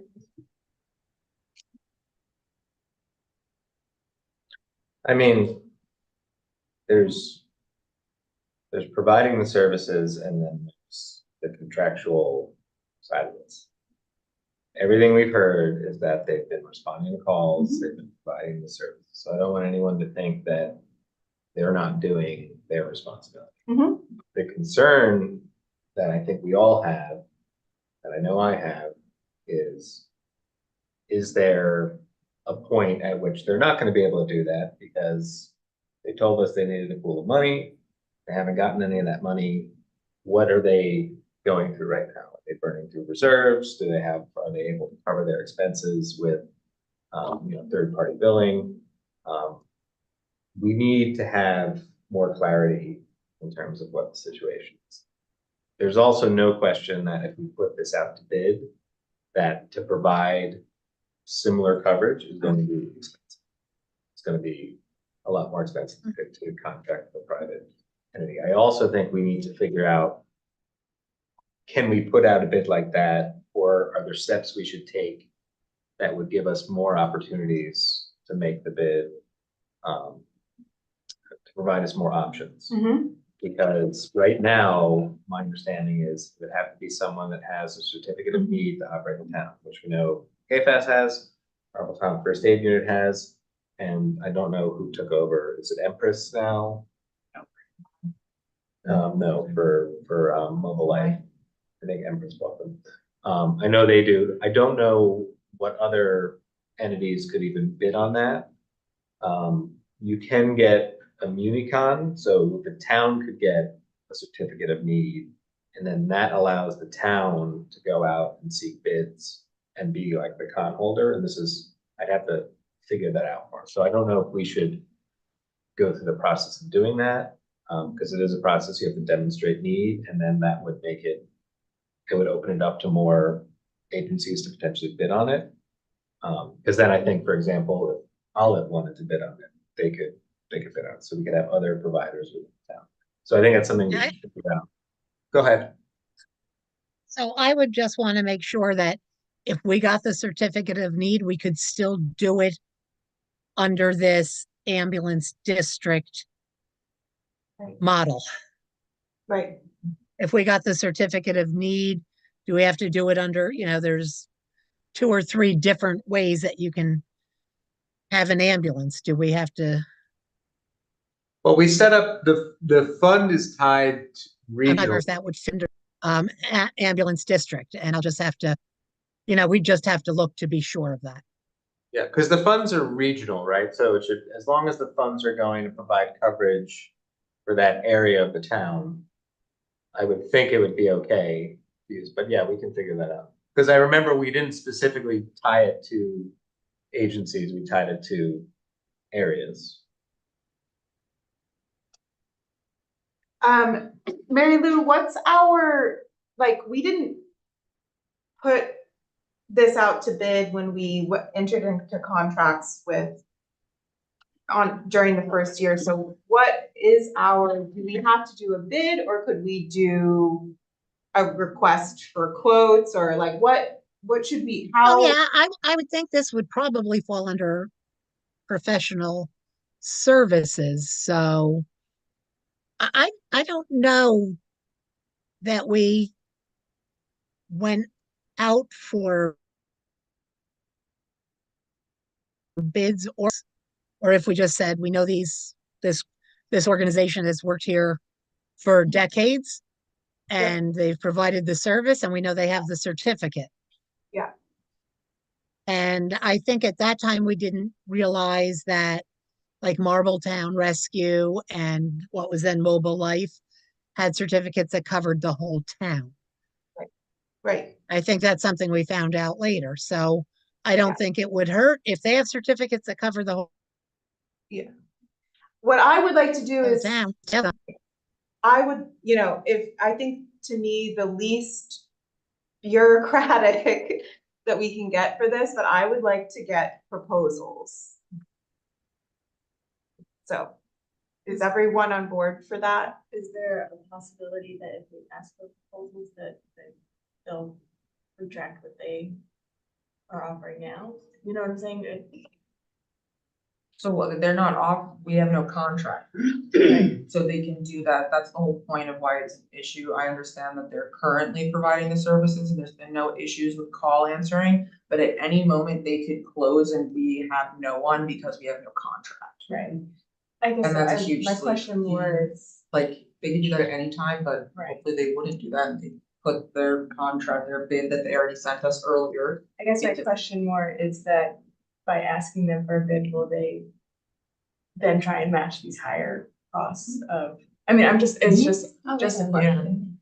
Potential. I'm sure that it potentially could try to negotiate and change it, but it's hard to argue for more money when you haven't given us the bare minimum for your contract for 2 years, or even have an active contract.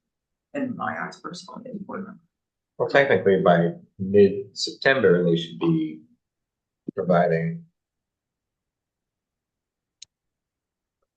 They should be providing, I couldn't see. I know. Won't care. They should be providing a budget for next year, right? Wasn't that Right, they, yeah. in the contract, which we don't sign yet. But, I mean, they could come back and say that they need additional funding. So I wouldn't base a decision off that. They could come back and say they should double, they should triple. I also just want to say, you know, to the point of the coverage being provided, like, I would still be in favor if tomorrow things are resolved and they say, we've got a person doing the books, here's your budget, here's what we need, we're gonna open everything up so that you can look at it, here's what we have in the bank account.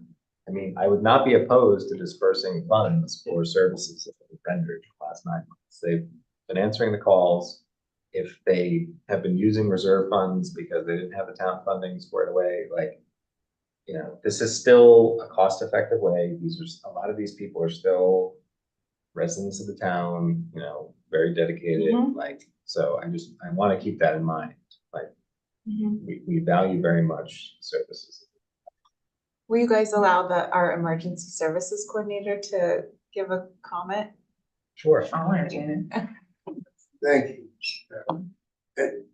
Being a part of this and observing what has taken place since this first took place, in which we have a paid service, and I don't want to do a comparison, but I have no choice but to do a comparison.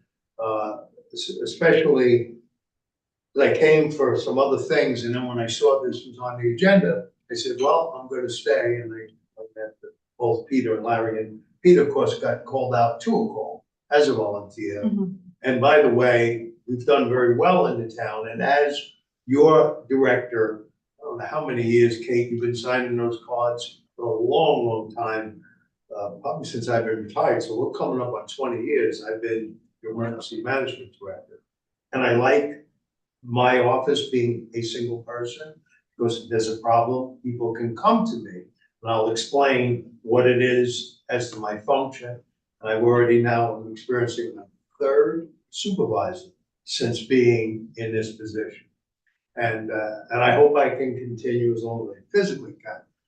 But I think your point, Erin, in bringing up when you're not satisfied with, and coming from an agency in which paper was king, and if you don't produce documents for what it is that you're requesting when it comes to dollars and cents, you don't get the dollars and cents, and you just explain that knowing how federal bids and things like that work, because I had to write up for bids for a program I ran. I think it's been atrocious that we can't get what we want in documentation. Your point, Michael, you brought it up too. There's no harm in seeking out other services. So we're paying for these services. So we should demand, town should demand, because I've tried to go down to some meetings there at different times as emergency management director. And guess what? This to me has turned into an emergency when I see some of the things, some of the expenditures and stuff like that, that where not just our town is paying, correct, if I'm wrong.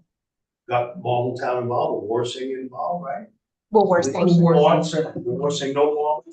For No. the other fund, not the, for non Okay, so I would absolutely, again, from my standpoint, say, I think it's time, and we do have a committee, and I conversed with B about this, and then I worked with B and other things, you know, from a different faction, but I have tremendous faith in what B does in watching nickels and dimes and making sense as to what's going on here financially. Because this is our public's money that you're now spending. And it's what we get out of that fire department. And please don't let me, in just my few minutes, mention that. Because tomorrow night they're doing a special thing in honor of all first responders. Next week, it's gonna be another. However, yeah, it'd be too bad that we couldn't continue with them as, you know, volunteers. And I can remember the dedication to a number of those people. Rosalou Novi was tremendous, seeing her go to a job with somebody in that ambulance, not seeing her return for hours later on her own time. God bless that woman and other people who were put forth, got the training, got certified, stayed in all those positions, you know. We're getting that right now from our fire. We're getting it all. And when they come back to me and say they wanted to know why we were 3 or 4 minutes late and they should cut your pay. Some idiot actually made a comment about, we're paying you guys too much because you were 3 minutes late to my garage fire. This came from this, it came back to me and I said, I hope you explained that nobody is paying you guys to show up and leave work early to do these things. And that's why I was asked, by the way, somebody wanted my position. Took out my card and I was ready to cross out my name, but I already knew where this was going. So how much does it pay? And I said, I don't do these things for money. I don't want anything other than to try to do, that's why I'm talking here. I want to do what I volunteered to do as emergency management director. That includes all emergency services. I do not mind, my wife is here, she'd be kicking me right now. You're volunteering for something. Well, I'm volunteering to say if that committee needs somebody who, I am still good, I'm not real good, ask my daughter with other things. I'm deaf as a doorknob. But I do ask questions. I have no problem looking at money and saying, you know, having had to run things, you know, for the FBI financially. They were very astute in watching how we spent our money every year. We had to keep perfect records on what we did, why we did it. I think that's the least we can expect. And so I'm offering, like, if you need somebody else to help with that, but I think your idea, Erin, and Michael, of seeking out what's the possibility, and, you know, Mary Lou is right here, I don't see any problem in finding out if we're getting best bang for our buck. And if not, and why not? Or let's look at somebody else then, because we don't need any more lawsuits. I'm sure you all would agree with that, but it's gonna happen. And sooner or later, you're gonna have something that's gonna happen. You know, these are, agreeing with Jerry, these are public taxpayers' dollars. You have a responsibility to make sure they're being spent properly. And the end because wants to contract with us, and as Michael says, they do a good job. They save people. They're on, you know, I don't know that I could ever do what they do, but we're talking about funding. And they have to help us so we can help them. And the last thing I'll just say, those 2 points. Tomorrow night, Gary Palmer is doing for all first responders free access to the track. I go for one purpose. Flag that hung over the World Trade Center will hang tomorrow night for the evening's races. My dearest singer in the family will be singing national anthem and anything else that she's asked Lenny to provide. And I will do that for as long as I can pull that flag up and lower it down to half mast.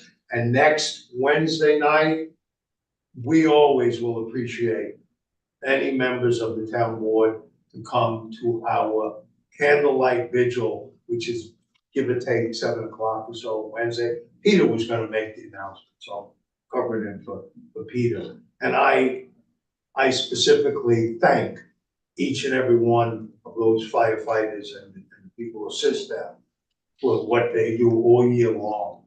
And now having one living on my property there, it's awesome. I'm sure he's at this call that just came. Is that at the park? The vigil? Firehouse. It's at the firehouse? At the farm, so yes, right here, right next door, and it'll be about, we do it right about, I wanna say 7, that'd be a good time frame.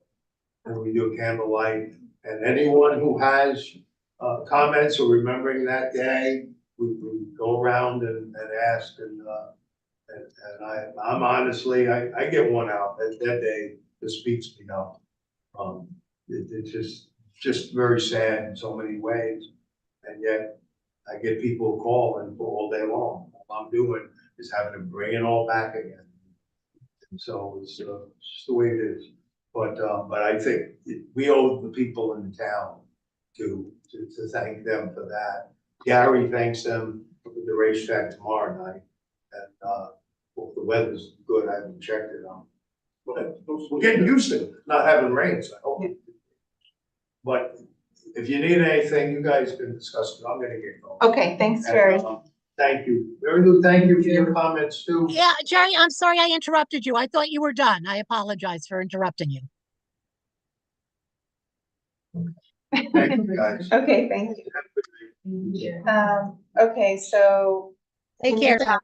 Talk, Michael, about what we might want to do in terms of like getting some proposals, and, okay. Does that work for you guys if we take this discussion and then try to, so next one, Mary Lou, the Jager, which I keep spelling wrong, so I apologize, everyone. I think that's right. Oh, but, oh, really? I thought when I read what you sent over that it was just with an A. No, it's all this week. Oh, okay. Well, it may very well be that I sent it over with it correctly. So I believe you have the planning board recommendation on the bonding amounts that was sent over to you by Jasmine, Mm-hmm. and we needed that. I sent you folks today, and I apologize because I got this like a week ago and I saw it on the agenda. I went, oh my gosh, I never forwarded it. The amended preservation easement and agreement, which now gives us the third party right to enforce the provision. I am happy with that, but obviously votes will be next week. So if you guys are happy with the easement and agreement, which was also reviewed by the planning board before it ever came to us, and then we just made that one change about enforcement by the town. That can be approved next week if you guys are satisfied with it, and you can also approve the amounts of the bonds as recommended by and their engineer, and they are working on figuring out what kind of bond they're doing. You know, if we don't have that by next week, you can still approve the amounts, and then when we get their bonds, I'll review them. I don't know if they're going to do a cash bond, if they're going to do a security bond through an insurance company, or if they're going to do a CD or something like that, all of which, or a letter of credit, all of which are acceptable. But I don't have those things yet. Okay, so we'll finalize everything in a week. Yes. And I will just email you about how I should do the recommended resolutions for all of Sure. us. Okay. Yes. Okay, so I think that's all we need from you, Mary Lou, tonight. Okay. Have a great night, Great night, Mary Lou. Bye. everybody. Do you guys wanna you wanna go through the items we have left, then do the zoning edits and then talk about our agenda, or do you wanna do the zoning edits and then finish it? Any preference? I feel like we can finish the rest of this pretty quick and then the zoning. Okay. That's all. That's all. And then I think that Kate, we won't need the zoning edits so that she. Correct. What's today? Yeah. So community center backyard cleanup update. I just wanted to give an update because it's been on agendas, that I found a company, and then Charlotte had also sent me the same company, but our messages weren't going through to each other. They can do, they had proposed, it's not enough that the concrete back there, the highway department has been cleaning up the stuff that they can. I actually didn't go back there to look today. I meant to do that. We did a punch list with Ashley, and they started doing the things that we had discussed with Ashley, but they can't deal with the concrete by themselves. So, it's not enough to have someone come and do on-site pulverizing. So, this one company, we can either pay them to take it away, and then the lowest cost I've gotten is $9.50 a ton, which is what they're charging. Other than that, I had $30 a ton. So, but then, highway superintendent, or Jeff, said that they wanted our crew to help them load their vehicle. And he said that he actually didn't think we'd be able to. And so, Jeff offered to the highway crew will haul the concrete to this place in Kingston, and then they'll do the pulverizing. We'll just pay the tonnage fee for it. The only catch is that there are metal rods, Jeff told me, in the wall, so we might not be able to do that. So he and I talked today, so. Just like rebar? Whatever the rods are in the wall, whatever they use. I don't know. Yeah, I guess it's rebar. I don't know. I don't know. Yeah. So it might be that they can break it and get them. I don't know. I have to contact, I'm sure they deal with this kind of thing or have encountered it.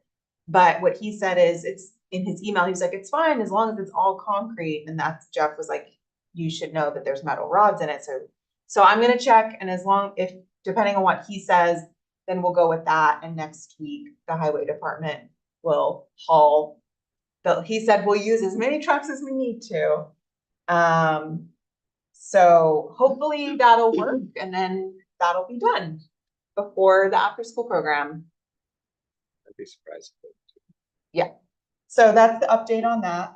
And then what we're going to do is incorporate our sort of like, what do we want the backyard of the community center to look like, including a new fence, into our budget. So we decided to split it in two and not try to do any improvements this year. Also with the fence, that fence is completely overgrown. I think it's gonna be a lot easier to deal with it when there's less foliage and stuff. Yeah. Trees growing. Yeah, it's growing through trees and everything. So it's definitely gonna be a lot to remove that fence, and we really can't do that in-house. So, staff positions, we can table that. Budget process. think about the cleanup out back. Yes. Just for funding, we're looking at it for, next year. We are eligible community for USDA's Rural Communities Grants, which is, where you're eligible for either 55% match or 75% match for parks and community centers. So we should see if we can potentially apply to that to get matching funds for whatever we do in the back. It's moving to next year. And I'm happy to work with you Okay. and try to help.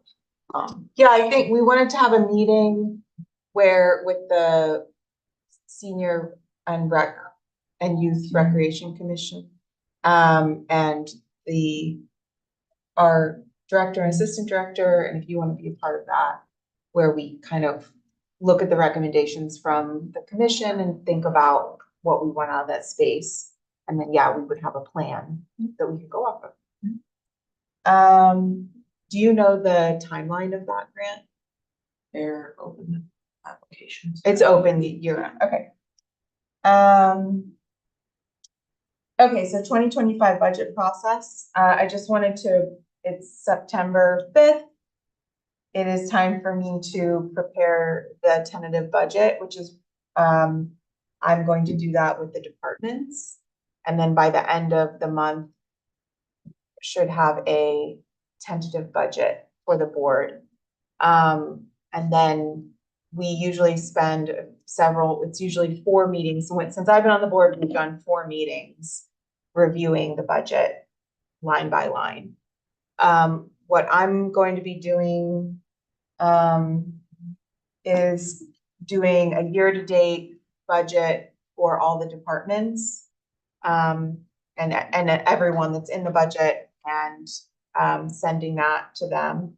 I'm also going to send everyone their budgets, their final actual expenditures for 2023. The other thing that I'm going to do is in our shared drives in town, we can run a detailed expense report that breaks down every single thing that was spent in every single budget line. So then I'll send that, and then I'm going to schedule department meetings and meet with every department to talk about what they want to see in the proposed budgets. Some departments have already started working on their budgets because they know, and then others, we might need to have 2 meetings where we just like talk about what they should be incorporating into their initial drafts, and then have a second meeting to kind of see if those things are possible or not. Because I'd like to start I want to be thinking innovatively about the way we run our departments. So I want to have more creative leeway for how we're resourcing our departments in terms of staff, pay, infrastructure, technology, all of that. We also have lots of budget items that are shared between all departments. And so I want department feedback for those items as well. So our buildings, for example, is like the chair rack it was not like a rec department purchase, even though they were the ones that were really advocating for us to replace the chair rack. It's a all town building budget code that goes under. So in equipment. And so I want to have all of that. My questions to you are, do you want for every department to be at a meeting with the board when we're doing the budget meetings in October? I would like that personally, yes, as one of the only 3 that's through this process so far at the table. I think that the budgets that seem to have an easier time are ones that we've gotten to talk through, that don't go too over, or they're not making requests outside of their budget or things that were unplanned for, are ones that we've ended up sitting down and having meetings with. Not like that things can't come up throughout the year that aren't budgeted for, but I just think it's something to sit down with them if possible, but I'm open to other opinions. I just like to review. Yes. Okay. And then do you guys want to try to schedule extra meetings in October, like we've done in the past. I don't know what everyone thinks.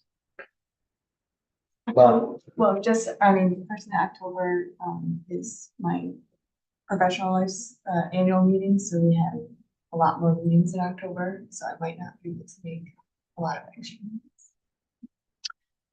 We can try to do what we've done in the past as a mix of combining a budget meeting with an existing meeting and then trying to schedule extra meetings. One thing that I will be providing to the board that I don't think the board's ever gotten is those detailed reports for our previous year and our year-to-date so that you can see everything that's being put into like a budget code. So I think in the past, that's been, we usually are just looking at a lump sum, but it's tedious to go through the whole thing, but you'll have the reference material that you need, and I think that can be helpful. Yeah, I think we should replace the workshop meeting, budget meeting. Yeah. Do a shorter, regular meeting, have that also be budget. And then it could be, we could do like weekends or Friday nights. I'm sure it Pizza. won't be terrible, but I just don't, Yeah. I just wanna warn you that I'll probably be like, can't do that night, can't do that night, Yeah. so. So I think we I think we should, so what I'd like everyone to do is just go ahead and take a look at your October availability and, we should start thinking about what we want that to be so that we can schedule those meetings next week. How many do we need? We've always done 4. It's gotta be done by a certain point. Oh, that's It fine. has to be I just done wanted by to the think end about how many days. to make Yeah, it. we've always done 4, and that's been a combo of like tacking on to like an audit meeting and another meeting, but there's always been 4 meetings where we have it like a 2-hour session at least. I was gonna say 2 hours, Aaron. No, when we had it like at our audit and workshop. we Yeah, did yeah, those, like they were 2 fun. hours. And then there was others that went longer than that. So I would say last year we did more than 4 in the end. we had to add, Well, we had a special one. Didn't we have We a had a- special one? I don't remember. We had a, I feel like I had. was last year the year That's I because had to I'm come on not all lying, when the budget wasn't sent to the county until like the 11th hour of the due date. And it still wasn't right. And I was very delayed in getting my taxes. You have to adopt it no later than November 20th, and you have to have your public hearing at least 10 days before the adoption. You also can't have the public hearing more than a certain amount of days after the election. So, Yes, yeah, it has that weird yeah, math, and it's right, and is that the weird one where it has like 8 business days, not Right. weekdays, or weekdays, not, that is some weird. there is definitely. But you could potentially have a public hearing in the beginning of November and have one more meeting in November. If October is like too much going on, that's a lot of crunch time before. Yeah, if it's just 2 additional from our existing night, then it's totally doable. I'm not doing that. I think the issue is if we don't get through it, or we can't agree, like we do have to schedule those extra meetings at the end. So I like the idea of doing the work earlier in the month if we can. And then that way it gives us a little bit of time to schedule like an additional, that's what we did last year. We scheduled 2 and then we ended up scheduling another because we weren't done or something. I don't, Last year, the year we came in for that like 20-minute meeting on Halloween, or was that the year before? I think it was last year we had to come in for a short thing. So we had a scheduled meeting just to adopt the budget. yes. we Yeah, did. that's what, yeah, and that's the one, right, and that's the one we had at the firehouse, we had one at That the was a firehouse, because we longer couldn't one. make. Okay. Well, it was Well, ridiculous, but yeah, we'll look at our calendar. Yes, we did have a working meeting at the firehouse. I just remember that us meeting. being at the Good meeting. fire, yeah. I love that Yeah. one, really. Because I had to wake up at 4:30 in the morning. I remember that. I just remember the repercussions of it. Okay, So we are going to try to schedule something Yeah. next week because that's the meeting where we're making resolutions. I sent you guys some correspondence. And I didn't know if there was anything that that you wanted to like highlight or anything you wanted to do anything about, or nothing came up for you. I was thinking about how it'd be good to get into a rhythm where I'm sending you a packet of correspondence and then have a little space at the workshop meeting for you guys to say if anything is in there that you'd like us to do something about, if that makes sense, rather than me just like presenting you with stuff that's come through. But we received resignations. We got some feedback about the ambulance district. There was a letter that I think we were all on about Cherrytown, traffic on Cherrytown. So I don't know if there's anything that you guys, or if you've received any correspondence that, Yes, okay. mostly. So this is from a resident that that this kind of request thing is coming through, not the rec department. But the sandbox toys have disappeared from the park. The family that made the sandbox is going to donate more. But next year they're requesting to like have a chat with whoever's like in charge of stuff out there. I know that that's a weird answer. There's no one for me to send to, have a designated parks person. Just that part of the summer they got locked up with all of the summer camp things. Now they're actually gone, like the summer camp's over, but they were getting locked up with all the summer camp's toys there in the box. And so they reached out to me. I asked Ashley, they said, oh, they probably got locked up, and that was it, but now they're gone. So the residents just asking for some type of chat next year or before the camp starts up to make sure that there. Yeah, I wonder if a sign would help that these toys are property of the park, please leave them so that others can enjoy. And then I think we should try to build a lid. That's what I was thinking, like having like an add-on box or like somewhere to put them and having a sign saying these are donated for use in the town park sandbox, please do not take, and then like have like a smaller storage box for them or something. Yeah. Or even like a shelf, I don't think attached to it or something. Yeah. Place for them to go. Yeah. Because I get it, I offered to bring, I have tons of sand toys left over for my daughter who loves sand also, so I offered to also bring some over too. For the rest of the year for over there, but I understand he's happy to buy new ones, but I get. Choice there. Yeah, I think I know it's hard with. It is hard because they're like. I'm saying the summer camp thing, that might be like that now that we're at the point of the year that they're gone, but like. We need to get new ones, so like maybe it's just like a solution for next year. Well, yeah, and I think other playground equipment is not going to leave unless you're very dedicated. That leave. But something like a shovel or, It's easy to think that it was left. Yeah, it's easy. I think, having a sign, good faith, you're like just trying to encourage that. And then I think we need a cover, some sort of. Oh, for the sandbox. Yeah. Yes. And I did notice it's getting low, so we need to refill, but, we have been monitoring the sand levels, as well. Yes, that was just the thing. Okay. I was just thinking today about the sandbox because I might be incorrect, but I believe the family wanted to build that in memory of their child that they lost. And I think that'd be a really great representation, have a sign there, like built in the memory of so-and-so, and include keeping the toys in the toy box and the sandbox. But I think that'd be a good way to honor the child. Yeah, that's what I was thinking with having like maybe like the honorary like this shelf of like sand toys in honor of please respect. Do you wanted to reach out and see if they would be Yeah, I- comfortable with us just putting that in our budget and doing that sign and just make sure that they feel Yeah, yeah, I can comfortable. have Okay. There's a plaque on it. There's a plaque on that? Is it the, I thought, oh, I did say, I had to look, it was on.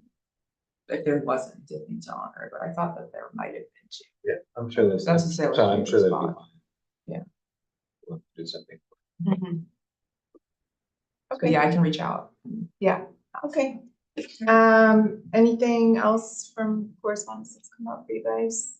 Does anybody have any questions on the, letter you shared from the Ag Advisory Committee? There's a link in it. Yeah. You have to click on the link. Sorry. It Um, was an email. It was a separate email, right? Or well, it was an email from Aaron and then there's a link in, so go to a Google Doc, but it's just that they met in June and July, and they came to consensus on the letter to town board regarding the right to farm signs. Which we've talked about. Oh, shoot. I was supposed to print those out and show them to you so that you guys could see them. I'll pull them up. I can email them to you. I have them. I can email them to the board, but I meant tonight so that you guys could be like, those look great, and then I can just buy them. I mean, we don't really need, but I thought it might be good for you guys to. One other thing is they created an email to be a better resource of support for farming communities. Can I talk about it? No, And they said, they're asking the town board to advise them on how to share their, email address with the community. Everybody has a input. We should make a page for that on the website. And that's one way.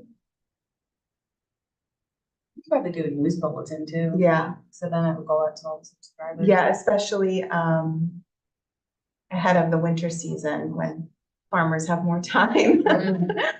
I mean, you might, when you're having crop trouble, you can reach out to people, but for other resources, the winter is a good time. Okay, here's the right to farm.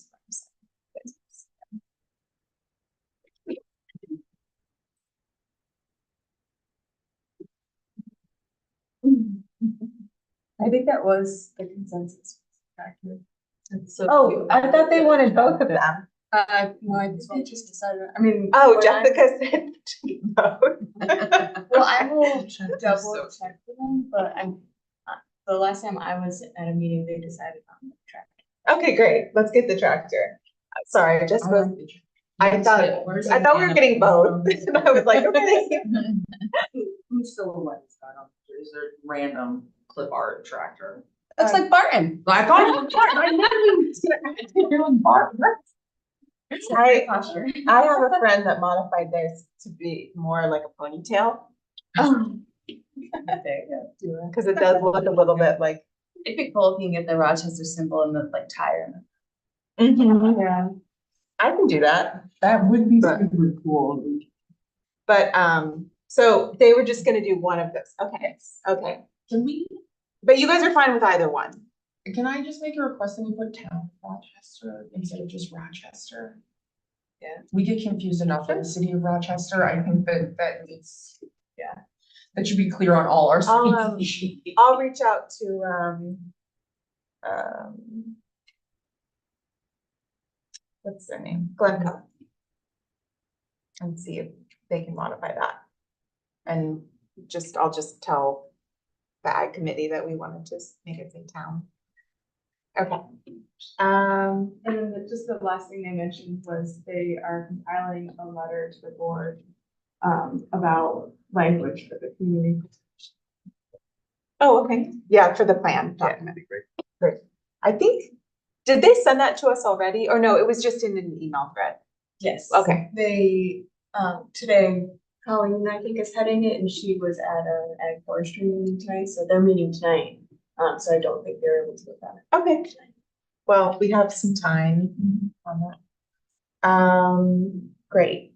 Other matters, oh shoot. the change order. Mhm.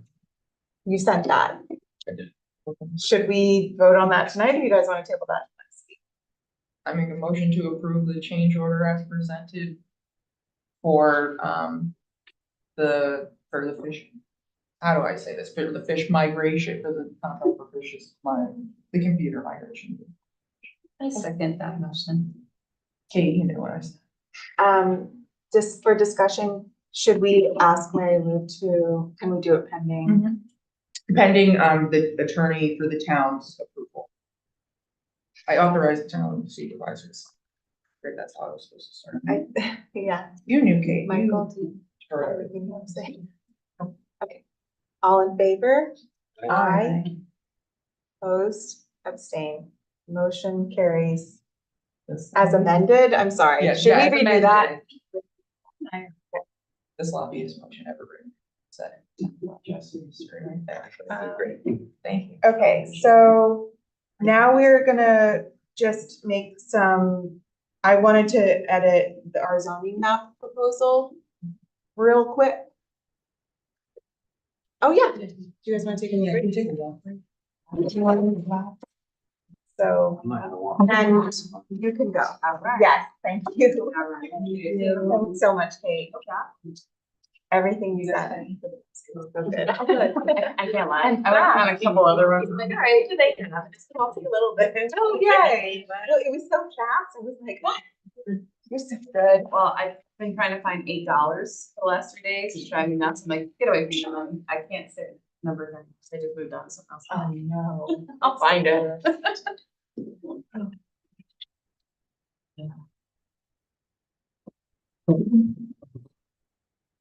Have a good night, everyone. You too. Too.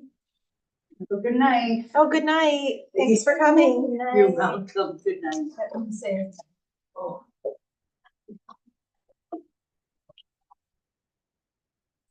So when does this place go ready?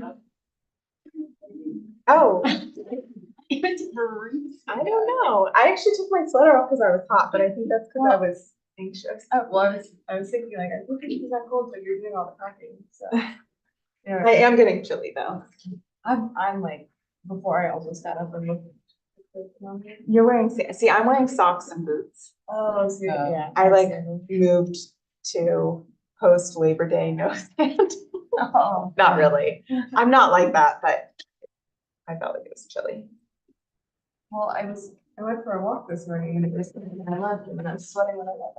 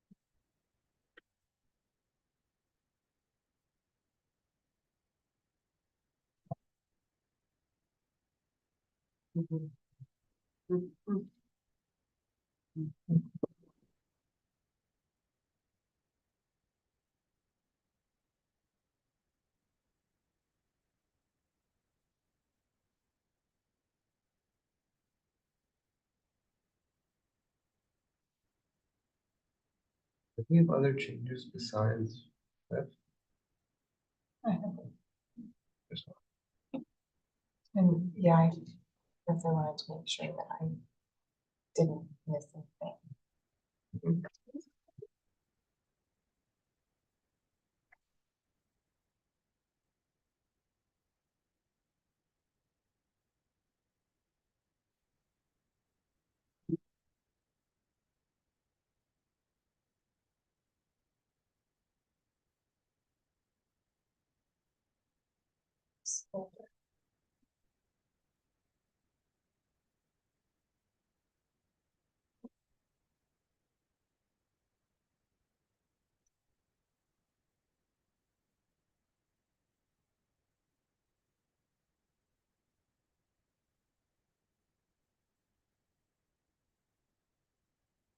Oh, and I thought we should include everyone that's applied. What? We should include everyone that has applied. Because we haven't passed those local laws yet. What? The zoning map changes, the people who live in Cohasset, The two that we have separate that apply. they both applied. Oh. Yeah, right? In the Hamlet. Yeah.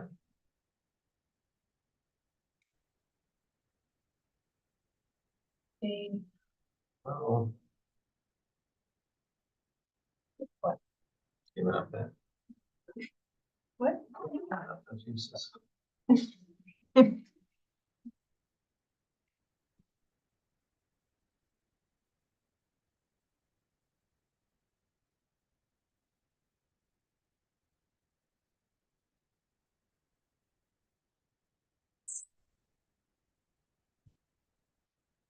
Yeah, 72.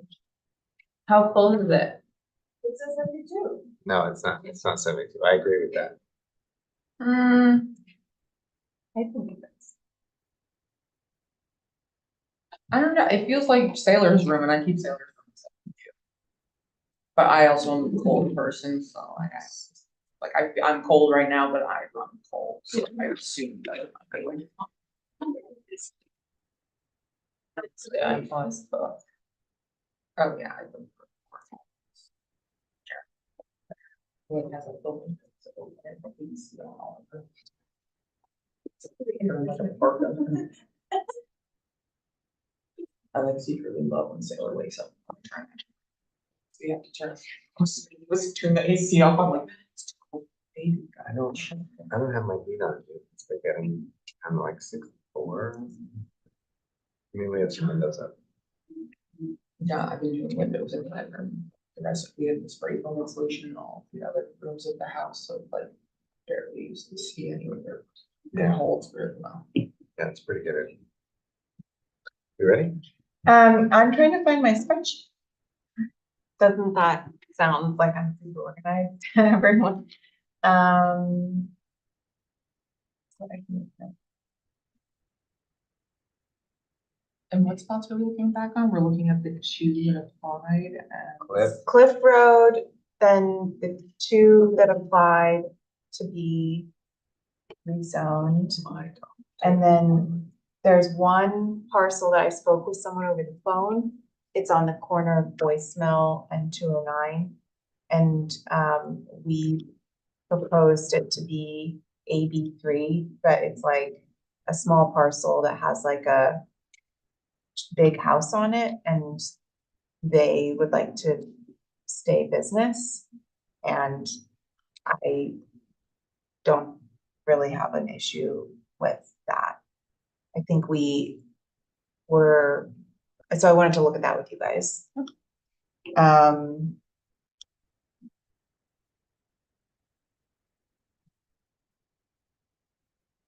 Okay. Well, while you're looking, can I bring up, I asked you earlier today, or? Sure. Yes. I was wondering if there's something you could do, because I definitely feel that you guys went above and beyond with communicating, having informational sessions, public hearings. But I think we need to take one step further with making contact with everybody whose parcels are changing. Cause I still am talking to people and they have no idea what's going on, right? So, and it's not a lack of effort on the town board's part, it's just, I think we need some type of, and I had suggested to Erin, like, maybe if we could get a signature of consent, that they understand that their parcel's changing. But she, thought maybe like that was too much clerical work or, and I don't mean to speak for you, but I think the language I use, like, this requirement, require things, but is there something we can do to get acknowledgement from the people that were changing their zone? To know that, because I don't want next year someone to come in and be like angry, and be like, I had no idea you were changing my zoning. And I think it's important as landowners for them to know. Yeah, am I the only one here whose parcel's changing? Right? Well, None of you guys aren't? Mine So- is. Yeah, oh yeah, you were. I was like, I thought someone who was on the last reports was changing. But yeah, like, as someone who's seen like both sides of it, and like my mother-in-law next door, separate parcel, same thing, like, she doesn't know what it means, right, but she also doesn't care. right. So like, it doesn't affect, like, it's Right. not going, she's not a farmer at the house, she's going from 3 acre to 2, like, Yeah. there's a lot of people that I think it really, it's not gonna affect their day-to-day life. I think the people who these changes really could have affected, like, super heavily, have come and made that known to us. Not saying that I think I'm always for communication, but I don't, We just I can't don't know. assume that everybody doesn't care, right? And I just think that with making these changes, I understand like they got notices, and I think maybe after talking with Erin that requiring a signature might be too extreme, but I do feel like you suggested robocalls maybe or Mhm. something, just one step further to communicate and know that they understand what's happening. And I'm not saying like you have to sit down with everybody and tell them this is what this means, but just some type of acknowledgement that they know that it's. Yeah, I thought of, well, what if we were to try, if we wanted to go one step further, we could try we could make a spreadsheet with phone numbers. Now, we wouldn't have a guarantee with phone numbers because they'd all be like publicly available phone numbers, but and we could try doing like a robocall that would be like, check your mail. We sent out notices. There's a public hearing on this day. If you have questions, contact the supervisor's office. I'm not opposed to a robocall, where it's effort that gets put somewhere else. I think clerically, I think all of our departments, like, I don't know who would do that. Right. Besides Erin, whose department is going into budget season and gonna be filled with a ton of stuff. Like, and then Kate's office is gonna be going into tax bill season, like, I don't know what department would do that, so like, if it's like a robocall where it's a simple Like a text. fees, or like yeah, exactly, like email blast, whatever method we choose. I'm fine with like a digital something else outside if the town is doing it, but I think as far as internally, like some like physical person doing this, we've exacerbated those options. We've done plenty of notices of that for us, and I just don't think that we have the capacity to try to, what is it, 500 and. Well, the changed parcels are in the 250 range. Yeah, are you talking the change, Just the the only the change. ones that are Just the permanently one that- changed? Okay.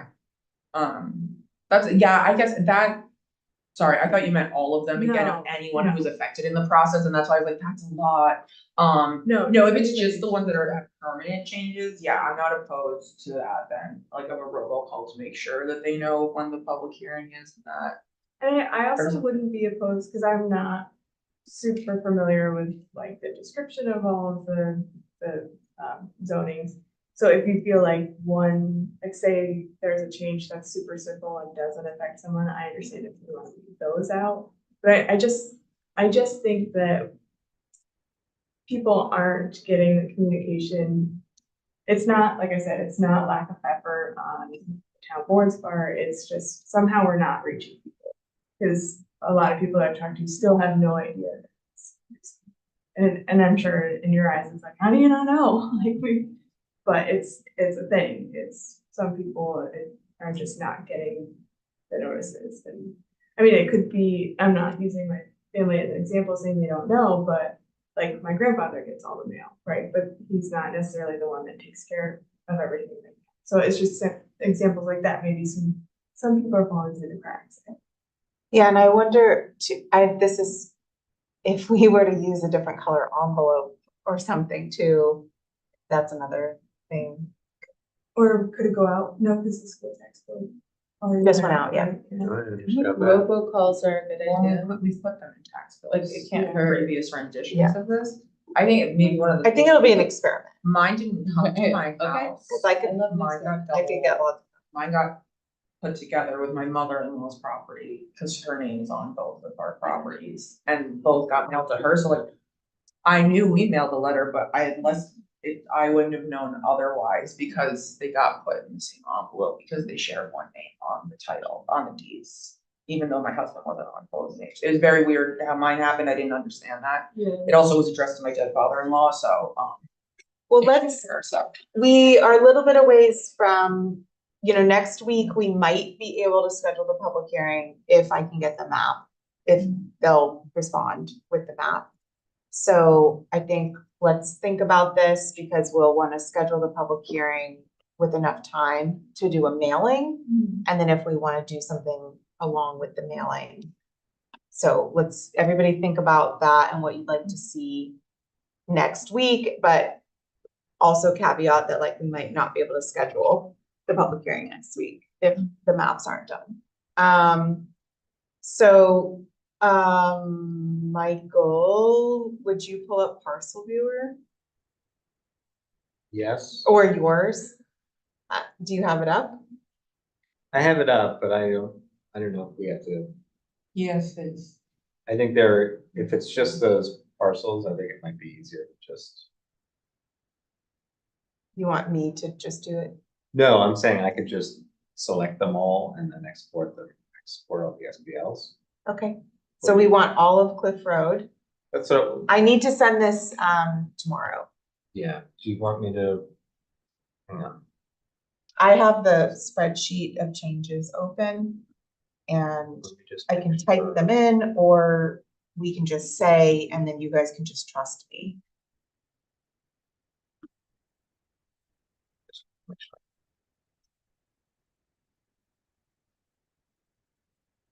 Can you send me Zoom link? For our meeting? I'll open Parcel Viewer. We're gonna spend 10 minutes on this. If you want it to be up on the screen. It's hard to not have people's names, Yeah, no, I didn't, yeah. because we were searching by road. Oh, why don't I just do that? We're just gonna read parcels? Yeah. Oh, okay.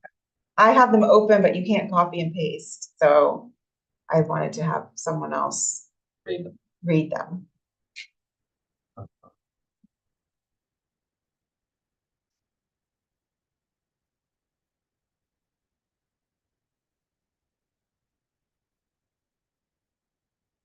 Aaron, as a side note, we don't have to come back through and like look for this specifically, but do we know if we got all of any parcel that was non-conforming back to conforming when we made our changes? There were a few that we decided not to, Yes, I remember there was a couple, because. but I think, I don't know, I can't say with certainty that we caught all of them. I do think that when we went back through and re-reviewed, we did try to have that be one of our major criteria.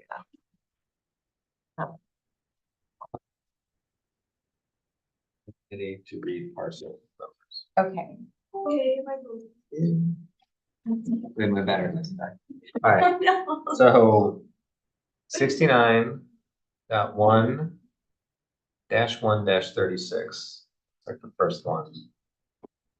69.1-1. -36.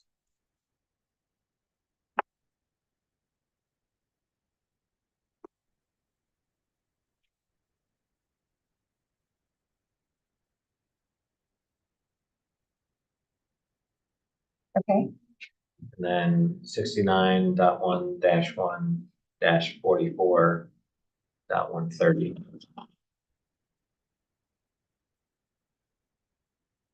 44. -44.130. Hold on, I'm trying to think of how the best way to do this. I'm gonna insert. These are all gonna be 69. I know, I'm trying to put them with the ones that are already there to make sure that we're getting. Just.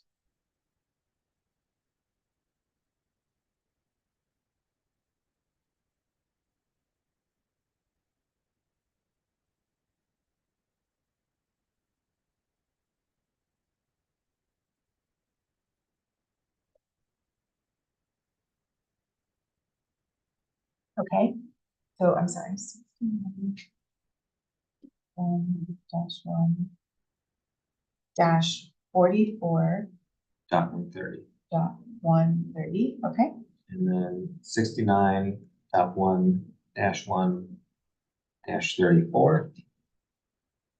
okay, And then the same thing, but -33. 69.1-1-33. okay.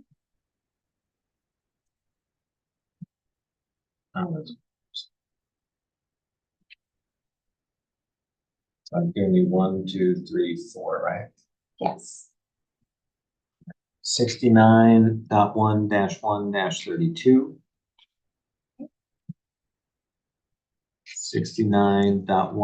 69.1-1-28. Okay. And 69.1-1-24. Okay. Now, the last parcel, Is under. no, Oh, that, sorry. but the last one that's kind of has property on Cliff Road, but most of the frontage is on Upper Whitfield. I guess that's one, do we want to include that? So want to like look at that? It's like this one here. This parcel here.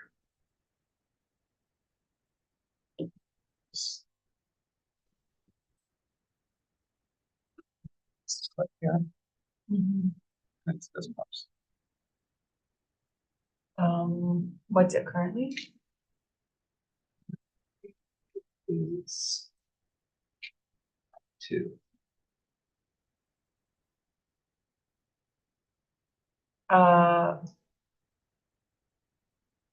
Do you know where the driveway is?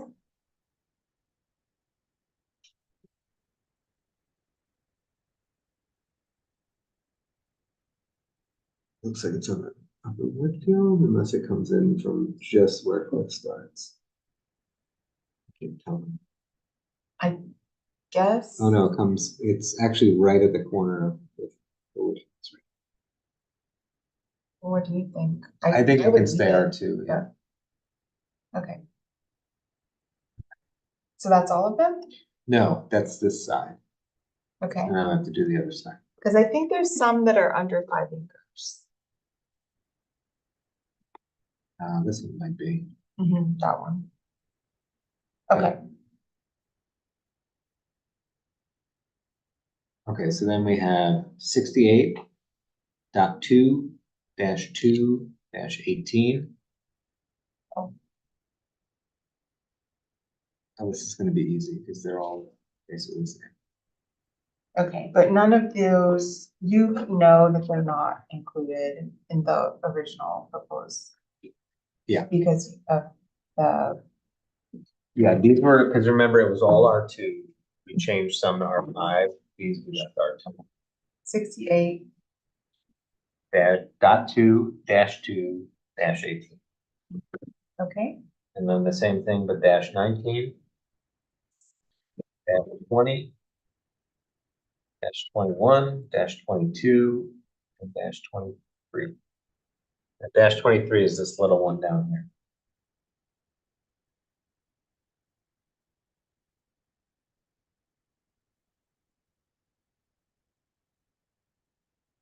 So I could stay.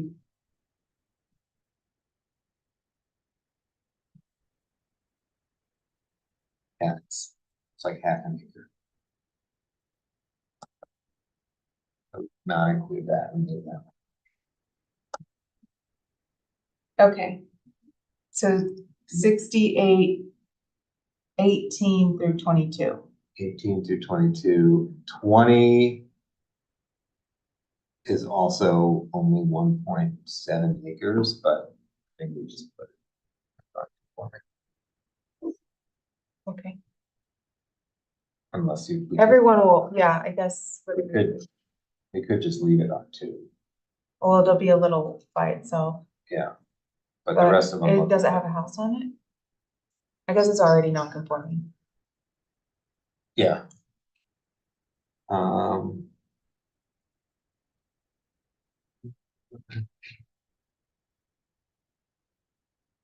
Something could be true. Okay. What do you guys think? Should we just change it all?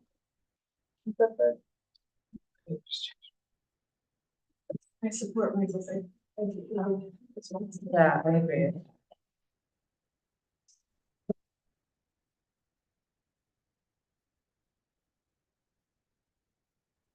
Okay.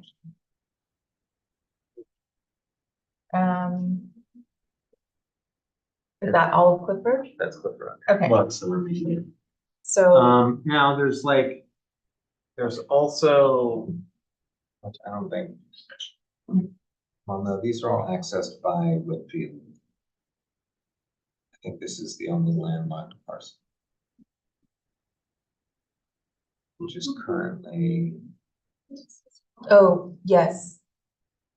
We should do that one. So that would be 69.1-1-31.1. -31.1-31.1.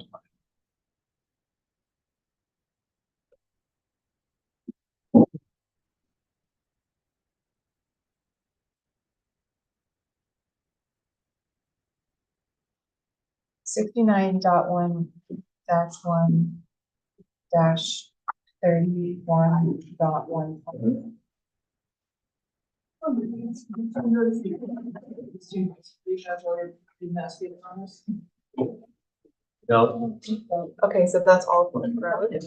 So will you go to the?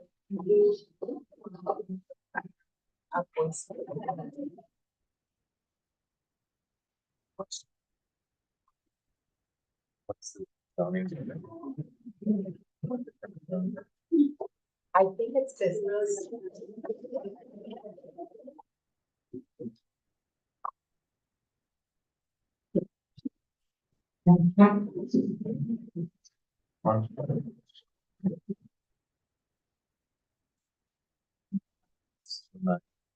No, it's that.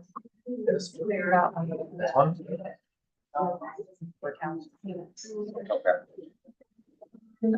I'm gonna look up that. Can you read that? the layer? The, what's around it, so I'll just see what the other ones. Oh, you want to see what the proposed zoning is? Yeah. Just see.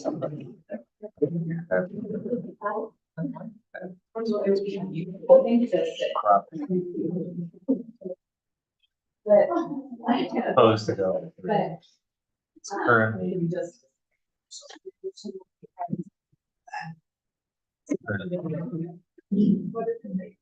It's in the, I do, but there's nothing ever gonna see. Yeah. Well, it doesn't matter. Isn't Great.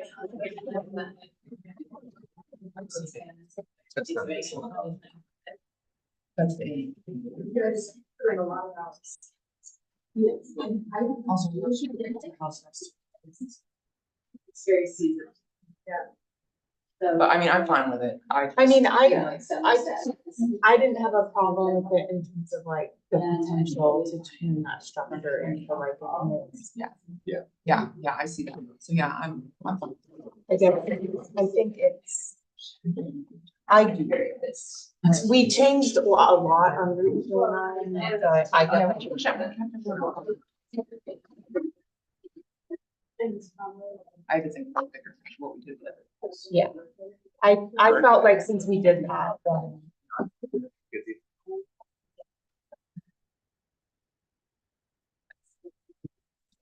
That's my opinion.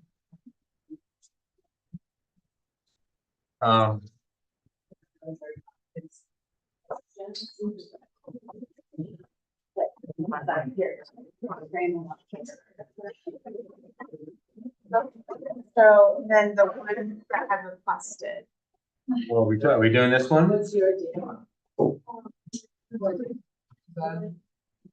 What's that one? That's, wait, is that Samsonville and, Mhm. oh, okay, yes, then that one. Yes, that's the one. And then the other. Are you agree with this? And it's a grassroots membership, so everyone counting is on. Which one? I'm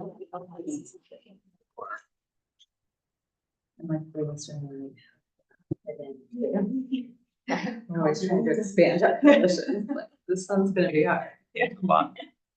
But. Yeah, that one? Why not? It's like. I'm just confirming. Yeah. Years ago, I was dropping off. And then the one next to it, right? Now I'm working No. on that, Who requested that? but. Which one was our other Oh, I thought it was on the other side. Of that district. I thought it was like over I here. thought it was. As my place to work. But yeah. I'll look at it. Yeah, I Yeah, thought, that I, one should be. cause I thought this was where the home is. It's like this. Oh, it is that one. Cause it's the one that has the exit on, right? Isn't it the one that exits on? And we also. I thought it was the opposite side. I thought it was like, I know who. yeah, well, I can put the names. Yeah, I was gonna say, we saw the name. Well, I went to two, Or. actually. In the language. You're not. I can, I can actually get more because it's my colleague that's handles the southern tier and she's been. Yeah. A lot of it, I just know. A lot of it. So Southern tier, like. Things too. No. I've learned No. to say, Hudson Valley, Northern New York, Central New York, Western New York, and Southern tier. What's the If you say upstate New York, it's like. Oh. the whole thing. Yeah, I know. Anything that's above like- Westchester is upstate. So it's, but it's I just. bet you will have some people argue, well, it just no. depends who you talk to, where it's like. Too good. You have to know who you're trying But on yeah, this side? if they've been Albany, you have to know the different things. Yeah, I know what she. What's the SGO? That's great. Because I'm guilty of not paying super close attention to it, because. 76. I know. Dot 10 dash 1. Hold on, Michael. Right now, we're. Can you guys please stop talking?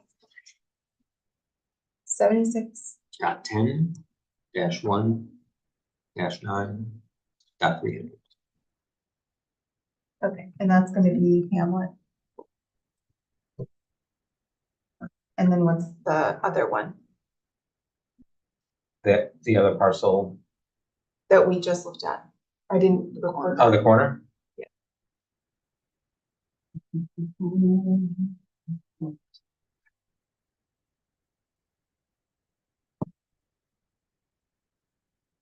Uh, 76.10 dash 1 dash 27 dot 100. Hamlet, and they're both I. Yeah. Okay, Let me just. was there anything else, you guys? I just wanna make sure, cause I just can't remember trying to think back now, the one that was, we tried to zone it residential, that was business on like 209 and Lucas entrance. That we got, they came and made public comment, did we change that one? Can you go to where Lucas exits on 209? Mm-hmm.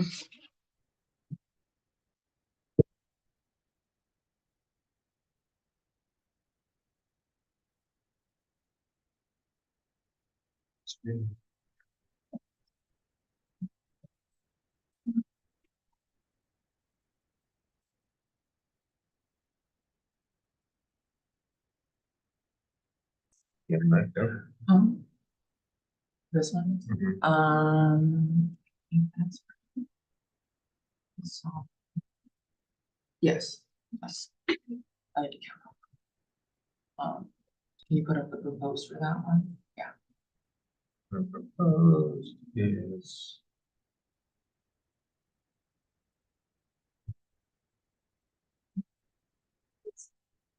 If you guys tell me the SBL, I can tell you. Proposed R2.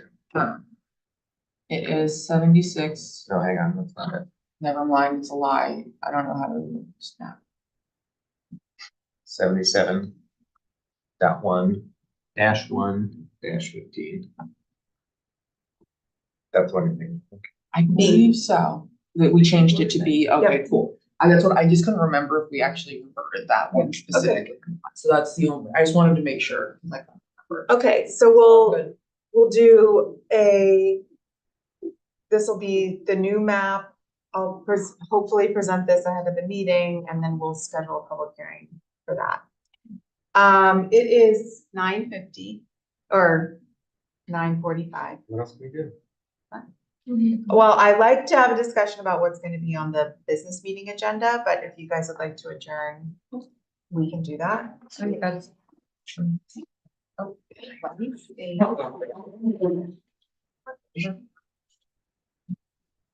How dare she not remove her mouth from on top of it?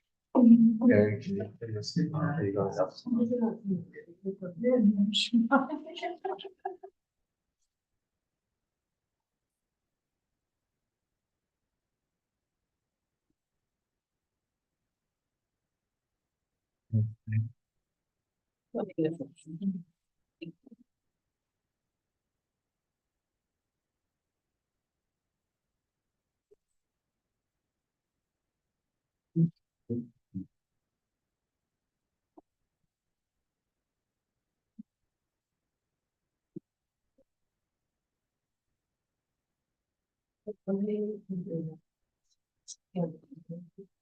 Okay. So for our business meeting, I know we're gonna be doing appointments of, we have a permanent appointment. We have the appointments of the, after school program.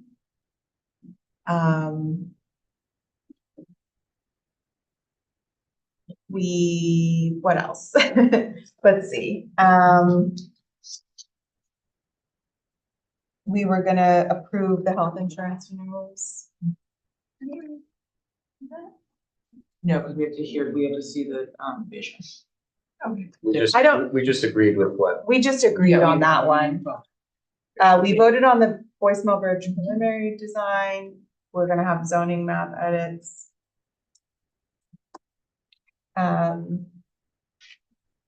We did the JCAP.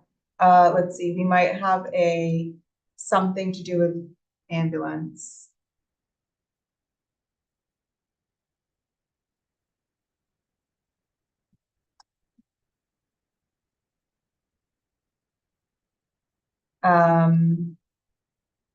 The Jager subdivision or decision stuff. Let's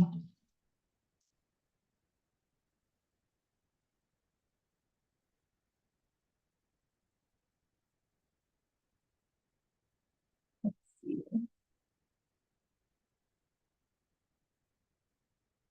Staff positions, we have to talk about that, we tabled that. We did do the.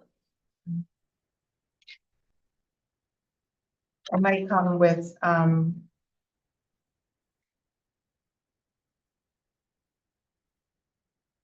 we probably need to do some budget bonds.